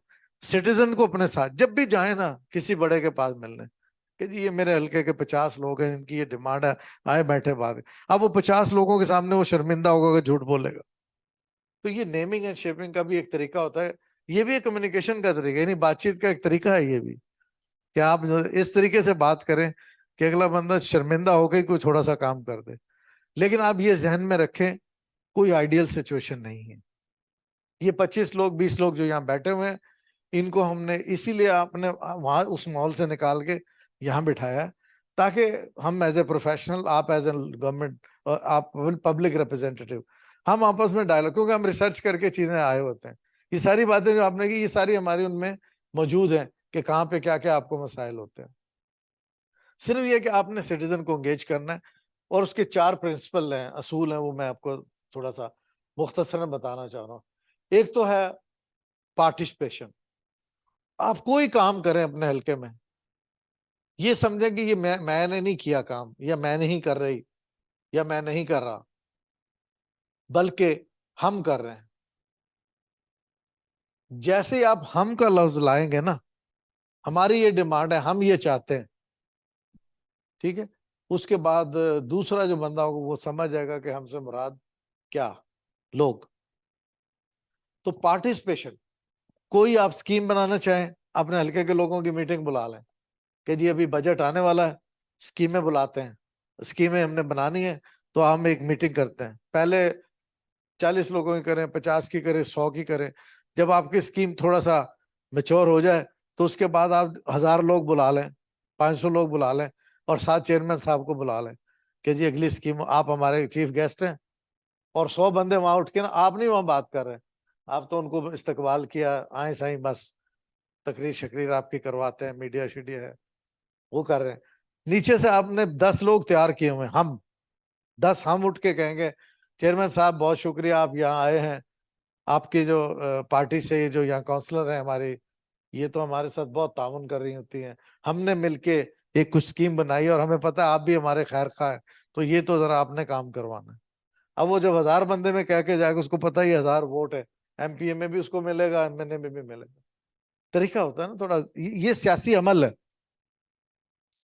जज्बाती बात करना ना, उसकी कोई, अगर यानी मैं आपको बताता हूँ कि कम्युनिकेशन में या लीडरशिप में अगर फर्ज किया मुझे कोई गाली भी देता है ना, मुझे रिएक्शन में नहीं आना, मैंने ये सोचना है कि हो सकता है कि मुझसे कहीं कोई गलती हुई हो जो इतना बड़ा रिएक्शन नजर आ रहा है, या नहीं भी गलती हुई, आप कहेंगे मुझे इसको, मेरे मुखालिफ को ये हक हासिल है कि मेरे ऊपर तनकीद करे। हम जमहूरियत का एक जो बुनियादी असूल है, आपको पता है जब मैंने आप लोगों का, आप एक असेंबली में काम करें, इस तरह हर एक का नुक्ता नजर समझना चाहिए हमें, तो वो जमहूरियत की एहसास है। आप ये दूसरे को लेवरेज दें, जगह दें कि उसका नुक्ता नजर क्या है। 2 चीजें करें, जब किसी से आप बात करें, आप उन्हें कहें, बिल्कुल जजमेंट ना दें कि जी ये क्या गलत बात कर रहे हैं आप, ये कैसी आपने फजूल बात कर दी। वी डू इट, हम अक्सर ये कहते हैं दूसरे को ना, ये क्या बोंगी आपने बात की, ये तो आपने बिल्कुल फजूल बात कर दी, इसको हम जजमेंट कहते हैं। कोई लीडर जजमेंट नहीं देता, वो कहता है ये मेरा नुक्ता नजर है, हो सकता है आपका नुक्ता नजर मुझसे मुख्तलिफ हो सकता है आप दूसरी तरह सोचते हो, हमने इस तरह सोचा है। जब आपके शहरी पार्टिसिपेशन कर रहे होंगे आपके साथ हर स्कीम में, तो आप अकेले नहीं होंगे, वो सारे जितने लोग खड़े हैं, आपका वजन उनके बराबर, उनका वजन आपके पलड़े में होगा। तो इसका मतलब है कि आप एक मजबूत स्ट्रेंथ के साथ बात कर रहे हैं, ठीक है। दूसरा, जेंडर इक्वालिटी। इत्तेफाक से तो अब यहाँ सारी खवातीन है ना, लेकिन आपने देखा कि आपकी डिस्ट्रिक्ट असेंबली में, आपके मुकामी सतह के बाकी जगह, वहां आप 2 या 3 4 होंगी, ठीक है। वहां पे क्या होता है, जब भी मेल प्लानिंग करते हैं ना, ठीक है, जब मर्द बैठ के प्लानिंग करते हैं तो वो अपने एंगल से प्लानिंग करते हैं, क्योंकि वो अक्सरियत में है ना। आपका क्या फायदा, वो मैं सिर्फ बताना चाहता हूँ, आपकी वैल्यू एडिशन क्या है, आप उसमें अपनी तरफ से क्या इजाफा कर सकते हैं। उसमें आप फौरी तौर पे कहेंगे जी हाँ बिल्कुल ठीक है, स्कीम तो ठीक है। आप इसमें खवातीन के हवाले से भी सोचें कि आप तो चले ठीक है जी, काम पे चले गए, खवातीन कुछ ऐसी हैं हमारे इलाके में जिनके पास कोई अपना भी घर ऐसा नहीं है, क्योंकि देखें किसी भी माशरे में प्रेशर इतने हैं, सिर्फ हमारा माशरा नहीं, दुनिया भर में, जहां लोगों की नफ्सियात में चिड़चिड़ापन आ जाता है। कोई अपने माशी हालात से परेशान होता है, कोई अपने घरेलू हालात से परेशान होता है, कोई औलाद के मसाइल में, कोई बीमारी की वजह से, हम में से कोई ना कोई किसी ना किसी मुश्किल में उसका दिमाग पे असर होता है। हमें थोड़ा सा एक ऐसी जगह चाहिए जहाँ बैठ के 4 लोगों से बैठ के बात कर सकें, या थोड़ा सा कहीं हम अपना इजहार कर सकें। उसके लिए अगर आप सेफ स्टेट, आप कहें जी बिल्कुल बजट में आप सारी स्कीमें रखें, यहाँ यूनियन काउंसिल में एक छोटा सा एरिया बना दें जहाँ बच्चे और फीमेल जो ना झूले लगा दें, वो आके, और एक पार्क छोटा सा बना दें, वो भी खूबसूरती भी है गांव की, और थोड़ा सा फीमेल जो है वो आके देखेंगे कि हम कैसे काम करते हैं, उनकी पार्टिसिपेशन बढ़ेगी। फिर डिसीजन मेकिंग में, अगर मैं यही बात मेल से कर रहा होता आपकी जगह, यहाँ अगर मेल बैठे होते तो मैं उनको डायरेक्ट कहता कि आपकी डिसीजन मेकिंग फाल्टी है, ठीक है। फाल्टी इस तरह है, देखें मैं आपको बताता हूँ कि अगर फर्ज किया डिजास्टर के हवाले से प्लानिंग हो रही है कि जी फ्लड में क्या चाहिए, अगर कोई खातून नहीं बैठी होगी तो खवातीन की जो जरूरियात होती हैं, ठीक है, खास तौर पे हाइजीन के हवाले से, वो मर्द को तो नहीं पता, इसका मतलब उसकी प्लानिंग फाल्टी है। इसलिए हम कहते हैं कि जब भी डेवलपमेंट प्लानिंग होती है और जो सिटीजन एंगेजमेंट होती है, उसमें जेंडर इक्वालिटी का जिक्र है। जब बात कर रही थी सादिया कि जेंडर और जिन्स और सिंफ का फर्क, वो शायद उस वक्त इतना क्लियर नहीं हो, मैं उसको थोड़ा सा और क्लियर कर देता हूँ। जब हम जेंडर की बात करते हैं यानी सिंफ की, तो ये मर्द और औरत का वो रवैया है जो समाजी तौर पे पहचाना जाता है। ठीक है, समाजी रवैयों के एतबार से समाजी तौर पे देखेंगे ना, तो वहां जेंडर में मर्द औरत को जब देखा जाता है सोशल और समाजी रोल्स के हवाले से, तो शायद वहां हम उसको जेंडर का उस एंगल से बात करते हैं। लेकिन जब हम जिन्स के हवाले से बात करते हैं, वो बायोलॉजिकल है, जो वो कुदरत ने जिस तरह का बनाया किसी की जेंडर को। तो गोया जेंडर की जब हम बात करते हैं ये सोशल रोल्स के हवाले से, तो सोशल रोल का तो वाज़ेह मतलब है कि समाजी तौर पे जब आप होंगे समाजी बराबरी में, चाहे वो मर्द औरत हो, उनको लीडरशिप में भी होना चाहिए, चाहे ट्रांसजेंडर हो। तो ये वो एक बहुत इंपॉर्टेंट चीज है जो आपने जब भी कोई प्लानिंग करनी है, उसमें फीमेल की जो नीड्स हैं उनका ख्याल आपने जरूर रखना है, वरना वो प्लानिंग सही नहीं होगी। और खास तौर पे जब सिटीजन ग्रुप बनाए आप, जैसे कि सादिया साहबा ने बताया था कि आप अपने साथ प्रेशर ग्रुप जो बनाते हैं सिटीजन के, उसमें कोशिश करें कि वो 50-50 हो, क्योंकि आप अवामी लीडर हैं। आपने अपने साथ जो शहरियों के ग्रुप बनाने हैं जो आपके साथ मिल के आपकी आवाज उठाएंगे, उसमें आधे मर्द हों आधे औरतें हों, तब जाके आप एक अच्छी प्लानिंग और उसमें हिस्सा ले सकेंगे। उनकी वॉइस आ जाएगी, विजडम आएगा। ठीक है, तो अदरवाइज जो है ना वो प्लानिंग फाल्टी होगी। अगर वो जेंडर इक्वालिटी की बुनियाद पे नहीं होगी तो वो कोई भी प्लानिंग जो है उसके अंदर कोई ना कोई खामी रहेगी। ये मेरा फर्म बिलीव है। मैं रिसर्च में और इस फील्ड में मुझे काफी अरसा हो गया, 30-35 साल का मेरा तजर्बा है। मैंने ये देखा कि जिस प्लानिंग में खवातीन शामिल नहीं होती वो प्लानिंग फाल्टी हो जाती है। देयर आर मैनी रीजन, मैं आपको रिसर्च है बहुत सारी, उस पर काम हुआ है, तो उससे साबित कर सकते हैं कि ये क्यों ऐसा है। ठीक है, तो ये आप जहन में रखें कि आपके बगैर कोई भी प्लानिंग अधूरी है। यही असूल आप अपनाए करें जब आप सिटीजन एंगेजमेंट करें, डेवलपमेंट प्लानिंग करते हो। जब आप अपनी स्कीमें बनाएं तो शहरियों को शामिल करें और उसमें कोशिश करें कि जेंडर बैलेंस हो, 50-50 का कम से कम रेशो रखें। और अदरवाइज तो फिर अगर 33-60 का भी करेंगे, 40-60 का करेंगे, वो भी ठीक है, लेकिन आइडियल अच्छी सिचुएशन ये होगी जब 50-50% हो। तो ये दूसरा असूल है सिटीजन एंगेजमेंट का, शहरियों को अपने साथ मिलाने का। एक तो पार्टिसिपेशन, कि उनको हर चीज में आपने शामिल करना है प्लानिंग में, यानी शुरू से पहले, स्कीमें शुरू होने से पहले इम्प्लीमेंटेशन और बजट तक, और उसके बाद उस पर इम्प्लीमेंटेशन मॉनिटरिंग का जो काम आपने करना, उसमें आपके साथ शहरी एंगेज होंगे। और फिर दूसरा जेंडर इक्वालिटी। इसके बाद प्रोविंशियल डिस्ट्रिक्ट पॉलिसीज और डेवलपमेंट पॉलिसीज।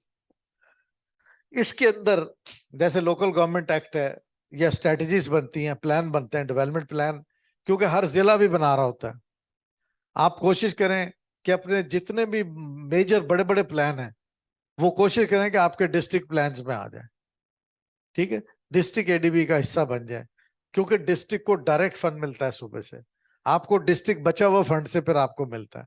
अगर आप समझेंगे कि जी सारी आपकी जो डेवलप प्लानिंग है, ये जो डेवलपमेंट है वो लोकल लेवल की हो जाएगी, तो कोशिश करें कि पहले प्रोजेक्ट्स आप उसको डिस्ट्रिक्ट लेवल पे ले जाए और उसको डिस्ट्रिक्ट का प्रोफाइल दें।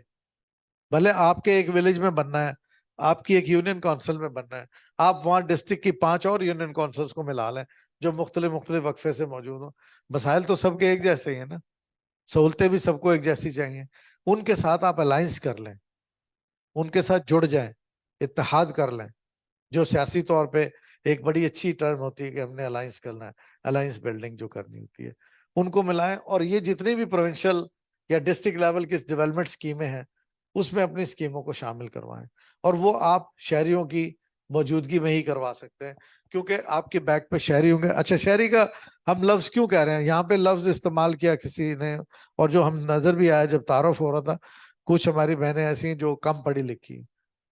लेकिन मैं आपको एक बात बताता हूँ, लीडरशिप में, पॉलिटिकल लीडरशिप में तालीम आपकी क्या है, आपका वोट है। मैं एक छोटी सी अपनी, चूंकि मैं भी पॉलिटिक्स से इधर आया हूँ, मैं I was an active politician अपने इलाके में। डिस्ट्रिक्ट काउंसिल का मुझे वाइस चेयरमैन के लिए मुझे आगे आना था। और इससे पहले मैं टेक्नोक्रेट की सीट के लिए कागजात नामजदगी डिस्ट्रिक्ट काउंसिल के अपने मैं जमा करा रहा था।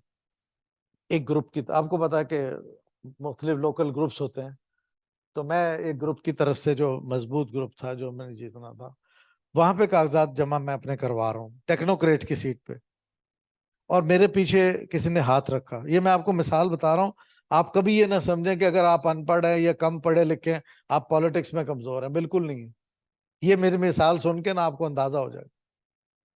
तो किसी ने मेरे ना यहाँ हाथ रखा, मैंने मुड़ के देखा तो वो शहर का एक बहुत बड़ा पॉलिटिशियन था जो अंगूठा छाप था, जो एमपी भी बनता था, जिसके कहने पे 5 एमपी और बनते थे, डिस्ट्रिक्ट काउंसिल भी मूव एंड शेक होती थी, एमएनए भी उसके बगैर नहीं जीत सकता था।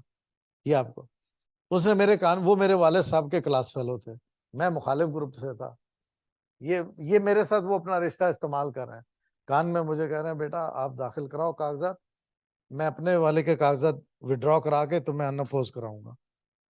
अच्छा सर, मैं एक पॉलिटिकल वर्कर था, मैंने कहा यार ये तो बड़ी ज्यादती है कि मैं अगर इस तरह बार्गेन करके, अगर मैं जीत तो मैंने वैसे भी जाना है, कल को ये इस पूरे शहर में होगा कि यार ये तो इस तरह जीता है मुखालिफ से साजबाज करके, मेरे ग्रुप में भी मेरी वैल्यू नहीं होगी।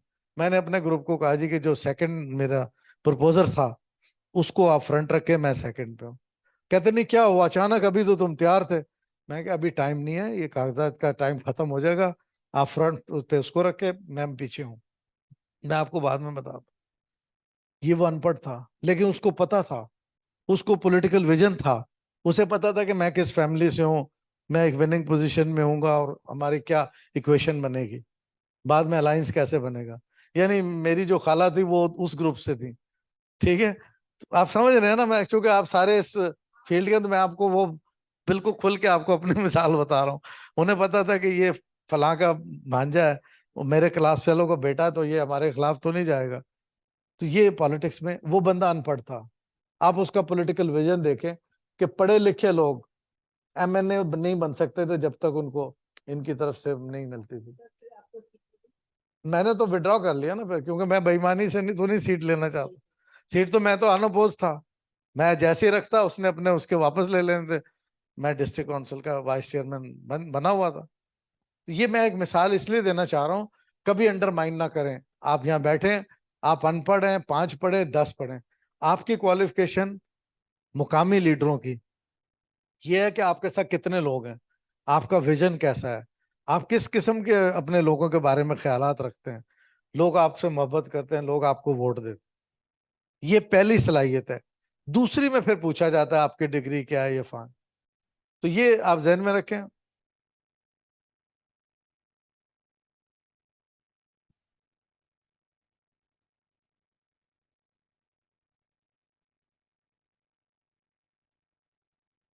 लेकिन मैं एक हैरान होगी, और मैंने अपनी मैडम संजीदा से भी मैंने डिस्कस किया, तो मैडम एजुकेशन पर्सन में वो जो क्वालिटी नहीं है जो उन लेडीज में मैंने देखी जो बिल्कुल अनएजुकेटेड है। बिल्कुल यही मैं आपको बताना चाह रहा हूँ कि आप आज के बाद जो ना, ये आप कभी ना कहें कि जी, आप ये कहें कि मैं इलेक्टेड काउंसलर हूँ। इस चीज की वजह से अपने आप को नीचे ना हर करें। देश से सर हमें 14th लेडीज लेनी थी, और उन 14th लेडीज के ऊपर एक लेडी ऐसी थी जो उन सबको सुपरविजन करती। वो जो एक लेडी हमने ली थी वो भी बिल्कुल अनएजुकेटेड थी, और उसकी सुपरविजन हमारी सुपरविजन से 100+% राइट थी। बिल्कुल ठीक है, चले आगे थोड़ा चलते हैं। जैसे मैंने कहा कि प्रोविंशियल और डिस्ट्रिक्ट के बजट होते हैं, इसी तरह एनुअल डेवलपमेंट प्लान है। अब देखिए एनुअल डेवलपमेंट प्लान जो गवर्नमेंट ऑफ पाकिस्तान का है, वो हवा में तो नहीं बनता ना, कहीं ना कहीं वो काम जो है ना वो किसी भी यूनियन काउंसिल में होता है। अगर आप थोड़े से सिटीजन को एंगेज करके चल रहे होंगे तो आपके साथ जो लोग काम कर रहे हैं, हो सकता है वो पॉलिटिक्स में ना आना चाहे, हो सकता है उसमें कोई एक इंजीनियर हो, उसमें वकला हो, उसमें और बहुत सारे लोग हो सकते हैं जो आपको सपोर्ट करके टेक्निकल प्रपोजल बनवा दें कि जी आप ये स्कीम बनाएं, और नेशनल एडीपी में बस वाइंड अप कर रहा हूं कि आप एडीपी में डाल दें, एनुअल डेवलपमेंट प्लान का हिस्सा बना दें। लेकिन एक चीज ध्यान में रखें, कोई चीज डेवलपमेंट का कोई काम अगर बजटेड नहीं होगा, आपकी लाख ख्वाहिशों के बावजूद वो नहीं हो सकता। कोशिश करें सबसे पहले अपनी स्कीम को, जो काम आप करना चाहते हैं उसको बजट करवाएं अपने लोकल बजट में, डिस्ट्रिक्ट की स्कीमों में, सूबे की और मरकज की। और ये सारा काम उस वक्त होता है जब आप शहरियों के साथ मिलकर, शहरी जो होते हैं वो टेक्नोक्रेट भी होते हैं, बहुत सारे लोग, जैसे मैंने आपको बताया, उसके बाद मैं पॉलिटिक्स से आउट हुआ, मैं पॉलिसी में आ गया। अब मैं उन्हीं पॉलिटिशियन को पॉलिसी बताता हूँ कि आप ये पॉलिसी बनाएं, ठीक है। मैंने अपना रोल बदल लिया, मैंने कहा यार ये मैं ये वाली पॉलिटिक्स नहीं कर सकता, लेकिन अब मैं घर तो नहीं बैठ गया। अब यही पॉलिटिशियन जब वजीर बनते हैं, उनको हम अपने इदारे की तरफ से पॉलिसी बना के देते हैं, क्या जनाब आप ये स्कीमें, ये पॉलिसियां बनाएं। अपना रोल तो हमने अदा करना है ना। तो ये सिटीजन एंगेजमेंट का चौथा प्रिंसिपल है।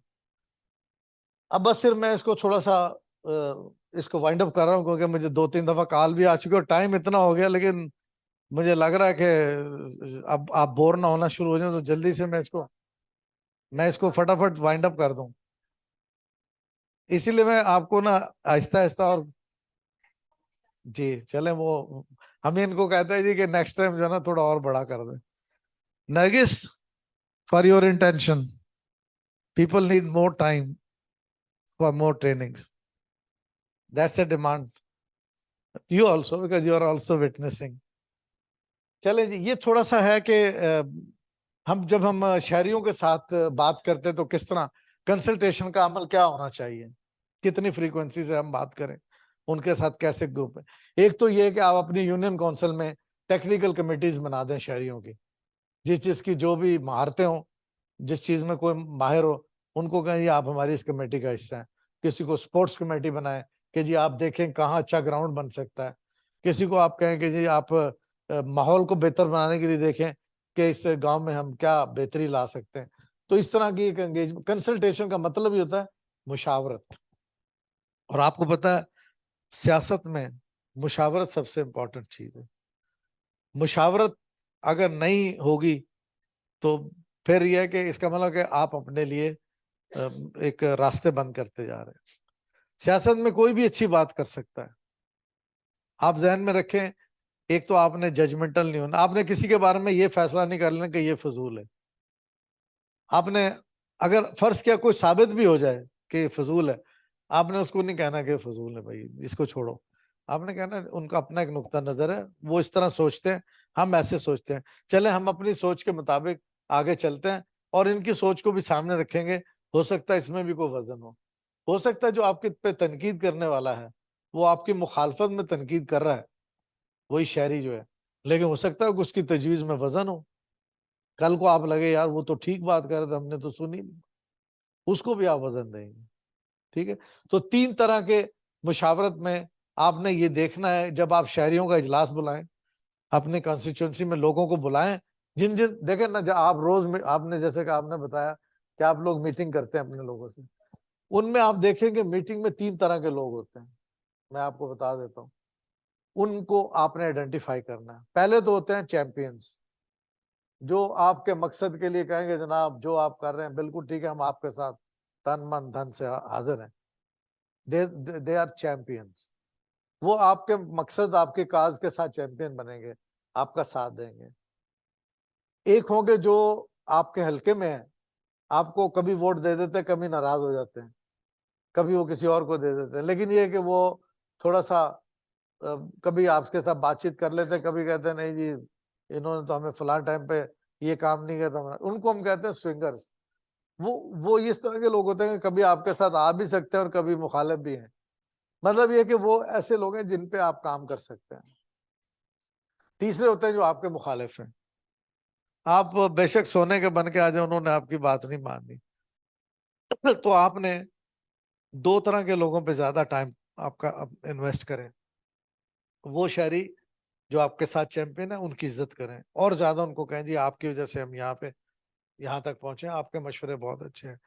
और जो कभी आपसे दूर हो जाते हैं, कभी नजदीक होते हैं, उनको ज्यादा नजदीक लाने की कोशिश करें, उनकी कोई गलत फहमियां हैं वो दूर करें।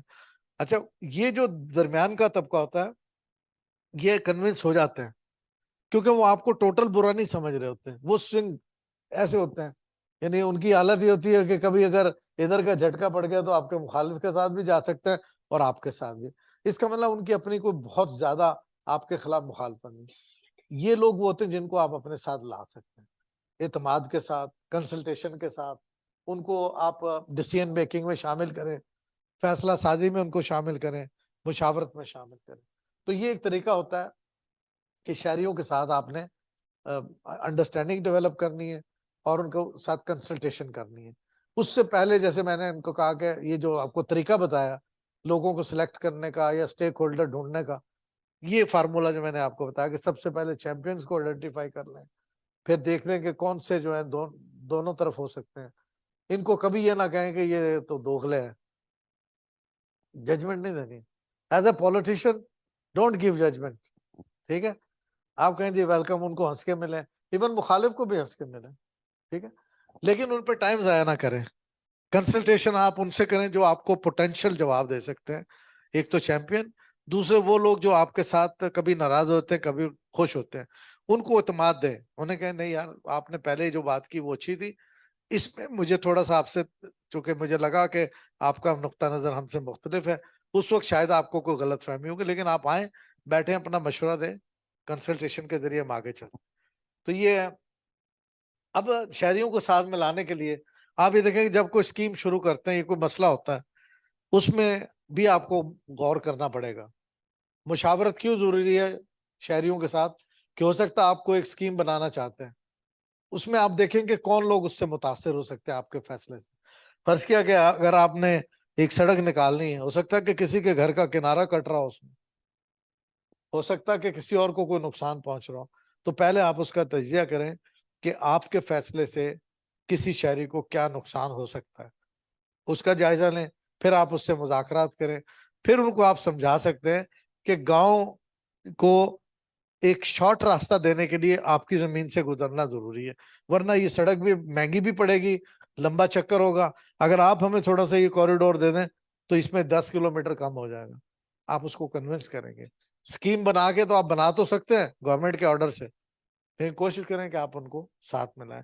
तो ये एक प्रोसेस है जिसके जरिए आप उनके बारे में जाने, उनके मुश्किलात को जाने, कंसर्न जो उनको मुश्किल हो सकता है, एतराज, उनको समझे। अब ये बहुत सारे सोशल अकाउंटेबिलिटी के टूल्स हैं, जिसमें अब अगर आप ये देखें, राइट टू फूड का हमने एक मिसाल इसलिए दी है कि इस वक्त जो क्लाइमेट चेंज की जैसे सिचुएशन बन रही है, उसमें फूड का एक बड़ा क्राइसिस होने जा रहा है पूरी दुनिया में। खुराक अदम तहफ़्फ़ुज़, खुराक का अदम तहफ़्फ़ुज़, वो एक इशू है जिसको हम, एक ऐसा नुक्ता है जिस पे अभी से हम सोचना शुरू कर सकते हैं। पानी की कमी का इशू, जैसे मैंने पहले कहा, इस तरह के इश्यूज आप आइडेंटिफाई करें अपनी यूनियन काउंसिल में कि आपके लिए क्या मसले हो सकते हैं, तो उससे फिर आप उनके इंस्ट्रूमेंट बनाएं। सोशल अकाउंटेबिलिटी का मतलब ये होता है कि आप समाजी तौर पे किसी भी इक़दामात के बारे में उसके ऊपर नजर रखने का जो अमल है, उसको हम सोशल अकाउंटेबिलिटी कहते हैं। एक तो अकाउंटेबिलिटी है कि गवर्नमेंट के अफसर काम करते हैं, उन्हें पता है बजट खर्च होगा, उसका ऑडिट होगा, वो टेक्निकल ऑडिट होगा। लेकिन एक सोशल अकाउंटेबिलिटी है, यानी माशरा आपको जिम्मेदार ठहराता है। आपने माशरे को इतना तैयार करना है शहरियों के साथ मिलके कि वो कहें जनाब आपने ये पैसा कहाँ खर्च किया है। जो मैंने कहा था नेम एंड शेम, अगर आप 100,000 लोगों में बैठ के उनसे पूछेंगे कि जी स्कीम पे जो पैसा लगा ये तो इतने में हो सकती थी, आप नहीं पूछेंगे आपके साथ 100 लोग जो बैठे हुए हैं, वो 5 लोगों को पूछेंगे, तो आपकी तरफ वो चेयरमैन भी आपके सामने फिर थोड़ा सा शर्मिंदा होंगे, वो कहेंगे अच्छा हम इसका जवाब देंगे। ये तरीका होता है चीजों को लेना, अकाउंटेबिलिटी ऑफिशियल की बनाने के लिए। फिर एडवोकेसी, एडवोकेसी हम ये कहते हैं कि कोई ये काम है उसको हम पॉलिसी लेवल पे, अगर पॉलिसी मेकर से बात करनी है, उनको कन्विंस करने के लिए जो इकदामात करते हैं वो एडवोकेसी है। जैसे एडवोकेट होता है, वकील होता है, जैसे वकालत करना, एडवोकेसी एक किस्म की वकालत है जो आप अपने किसी मकसद को हासिल करने के लिए उस तक पहुंचते हैं, उन जिम्मेदारान तक पहुंचते हैं जो आपका मकसद हल करने में मदद दे सकते हैं। गवर्नमेंट के ऑफिसर हैं, आपके एमएनए हैं, एमपीए हैं, मिनिस्टर हैं, उनके साथ बातचीत करने का, उसको हम एडवोकेसी कहते हैं, ठीक है। और बाज़ औक़ात ये होता है कि आप नीचे अपने लोगों के साथ भी बातचीत करना चाहते हैं, उनको उनके साथ भी आप एडवोकेसी कर सकते हैं। मसलन जैसे मैंने कहा, जब आप शहरियों के साथ मुशावरत करते हैं, जो दरमियान की एक मैंने एक बताई है लोगों की एक किस्म, जो कि नाराज भी होते हैं, खुश भी हो सकते हैं, उनके साथ जब आप बात करते हैं तो उनको भी एडवोकेसी कहते हैं। उनको भी आप कायल कर रहे होते हैं, कन्विंस कर रहे होते हैं, उनके साथ वकालत कर रहे होते हैं उनके साथ। तो ये बेसिकली एक टूल है सोशल अकाउंटेबिलिटी का। ये सोशल अकाउंटेबिलिटी जो मैंने आपको बताया कि गवर्नमेंट के अफसरान को समाजी तौर पे जिम्मेदार ठहराना अपने कामों के लिए, जो वो काम कर रहे होते हैं माशरे। फिर उसके बाद मल्टी एक्टर पार्टनरशिप। ये वही चीज है कि शहरियों के मुख्तलिफ तरह के ग्रुप बना दिए जाए और वो ग्रुप बैठ के एक प्रेशर बिल्ड करें। ये भी सोशल अकाउंटेबिलिटी है। यानी चेयरमैन को बुला लिया और 1000 लोगों में से 5-5 लोग की जो आपने कमेटीज बनाई हुई हैं, कोई उससे स्पोर्ट्स का सवाल पूछेगा, कोई पूछेगा कि जी आपने यहाँ पे चरागाह क्यों नहीं बनाई, कोई आप पूछेगा ईदगाह को मेंटेन क्यों नहीं करते, कोई पूछेगा मंदिर की हालत ऐसे कैसे हो गई, कम्युनिटी के लोग तो यहाँ मौजूद हैं लेकिन मंदिर बंद कैसे हो गया। ये जो अकाउंटेबिलिटी होती है ना, ठीक है। और ये बहुत इंपॉर्टेंट चीज है, राइट टू इंफॉर्मेशन। पाकिस्तान में भी और सूबों में भी कानून है, बिल्कुल मुझे पता है, लेकिन बस अगर ये चीजें ना बताएं तो फिर थोड़ा सा इशू हो जाएगा। नहीं, उन्होंने अगला सेशन भी करना है ना, मैं वाइंड अप कर रहा हूं बस अभी। राइट टू इंफॉर्मेशन का मतलब है कि मुल्क के हर शहरी को, मुल्क का जो आइन है जिससे शुरू किया था हमारी बहन सादिया ने, आपसे पूछा तो वो कौन सी किताब है जिसमें सब कुछ लिखा, उस किताब के 17 नंबर जो क्लास है उसमें ये बात लिखी हुई है कि हर शहरी को जानने का हक हासिल है कि उसकी जिंदगी के बारे में क्या फैसले किए जा रहे हैं, मुल्क में क्या फैसले हो रहे हैं, क्या हो रहा है, सारी चीजें। राइट टू इंफॉर्मेशन, इसका कानून भी बन गया सूबों में भी और मरकज में भी। कोई भी शहरी मालूमात तक रसाई रखता है। आप किसी भी महकमे से पूछना चाहें कि जी आपने 1 साल में क्या काम किया, आप एक दरखास्त लिखेंगे तो 20 से 30 दिन का वक्फा होता है उसका, वो महकमा आपको जवाबदेही का जिम्मेदार है। अगर नहीं देगा तो वो पूरा एक मोतसिब का ऑफिस होता है, इंफॉर्मेशन मोतसिब, वो आपको जवाब लेके देगा। इसका मतलब आपने शहरियों को ये हक देने के लिए भी उनको सोशल टूल के तौर पे इस्तेमाल। फिर ऑनलाइन एडवोकेसी, ये नए टूल हैं जिसमें कि आप जो इंटरनेट के जरिए कन्विंस कर रहे होते हैं मुख्तलिफ ग्रुपों में। आजकल ज्यादातर पॉपुलर ग्रुप व्हाट्सएप ग्रुप है जो विलेजेस में भी होता है, उस पर कैंपेन्स हो रही होती हैं। फिर और बहुत सारे हैं, फेसबुक है, इंस्टाग्राम है और बेशुमार है जहाँ पे कि अपने मैसेजेस लोग डालते हैं और कैंपेन्स कर रहे होते हैं पूरी आवाम के हकूक के लिए। और कुछ लोग तो नेगेटिव भी कर रहे होते हैं, वो एक अलग बहस है। खैर, लॉबिंग की बात हुई, सादिया ने भी की। मैं सिर्फ ये बता दूं कि लॉबी का जो लफ्ज है, ये कॉन्सेप्ट ब्रिटिश पार्लियामेंट और पाकिस्तान की पार्लियामेंट, चूंकि हमने ब्रिटिश से इनहेरिट किया पार्लियामानी सिस्टम, तो वहां ये होता है कि लॉबीज होती हैं। यानी जहां स्पीकर बैठा होता है ना, उसके एक राइट साइड पे सीधे हाथ पे लॉबी होती है, एक लेफ्ट साइड पे लॉबी होती है। सीधे हाथ की जो लॉबी होती है वो हुकूमत के मेंबरों के लिए होती है, उल्टे हाथ की लॉबी अपोजिशन के लिए होती है। लिहाजा जब हम कहते हैं लॉबी करना, जब कोई बिल पार्लियामेंट में पास होता है उसके लिए लॉबी की जाती है, तो लॉबी में चले जाते हैं मेंबर कि इस बिल पे हमने क्या राय देनी है, तो एक दूसरे को वो कन्विंस भी कर रहे होते हैं।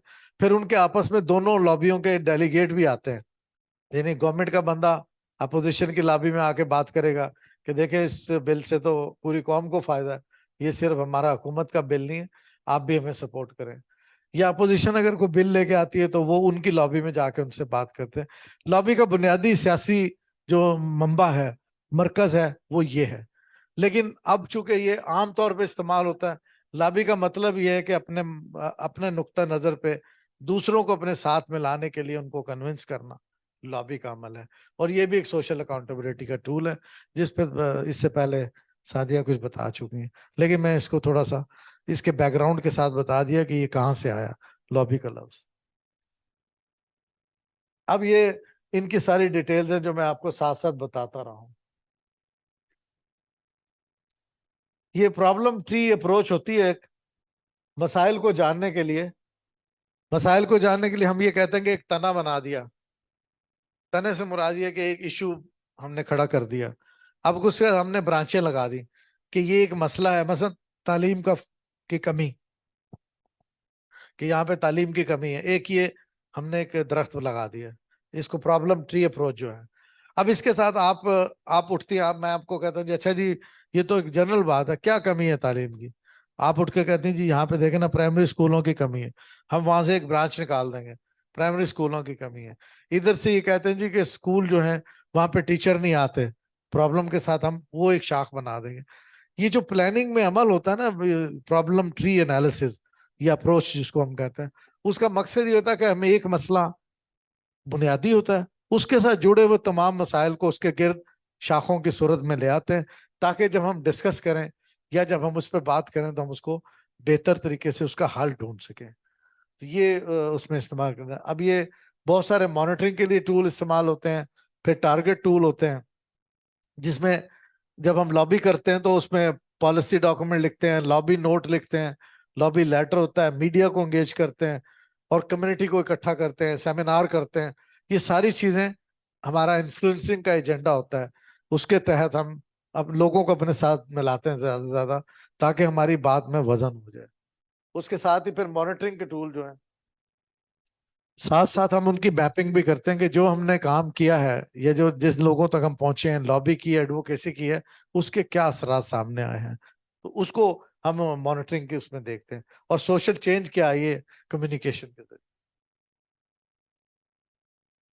अब कंसल्टेशन में आपको पहले बता चुका हूं कि कंसल्टेशन का मकसद ये होता है कि हमने लोगों को ज्यादा से ज्यादा लोगों को अपने साथ शामिल करना है। और कंसल्टेशन के लिए बहुत सारे फोरम होते हैं। एक तो कंसल्टेशन मीटिंग्स होती हैं, लॉबी मीटिंग होती है, वो भी कंसल्टेशन का काम करते हैं। कॉर्नर मीटिंग्स होती हैं, उनको भी हम कंसल्टेशन के तौर पे देख सकते हैं।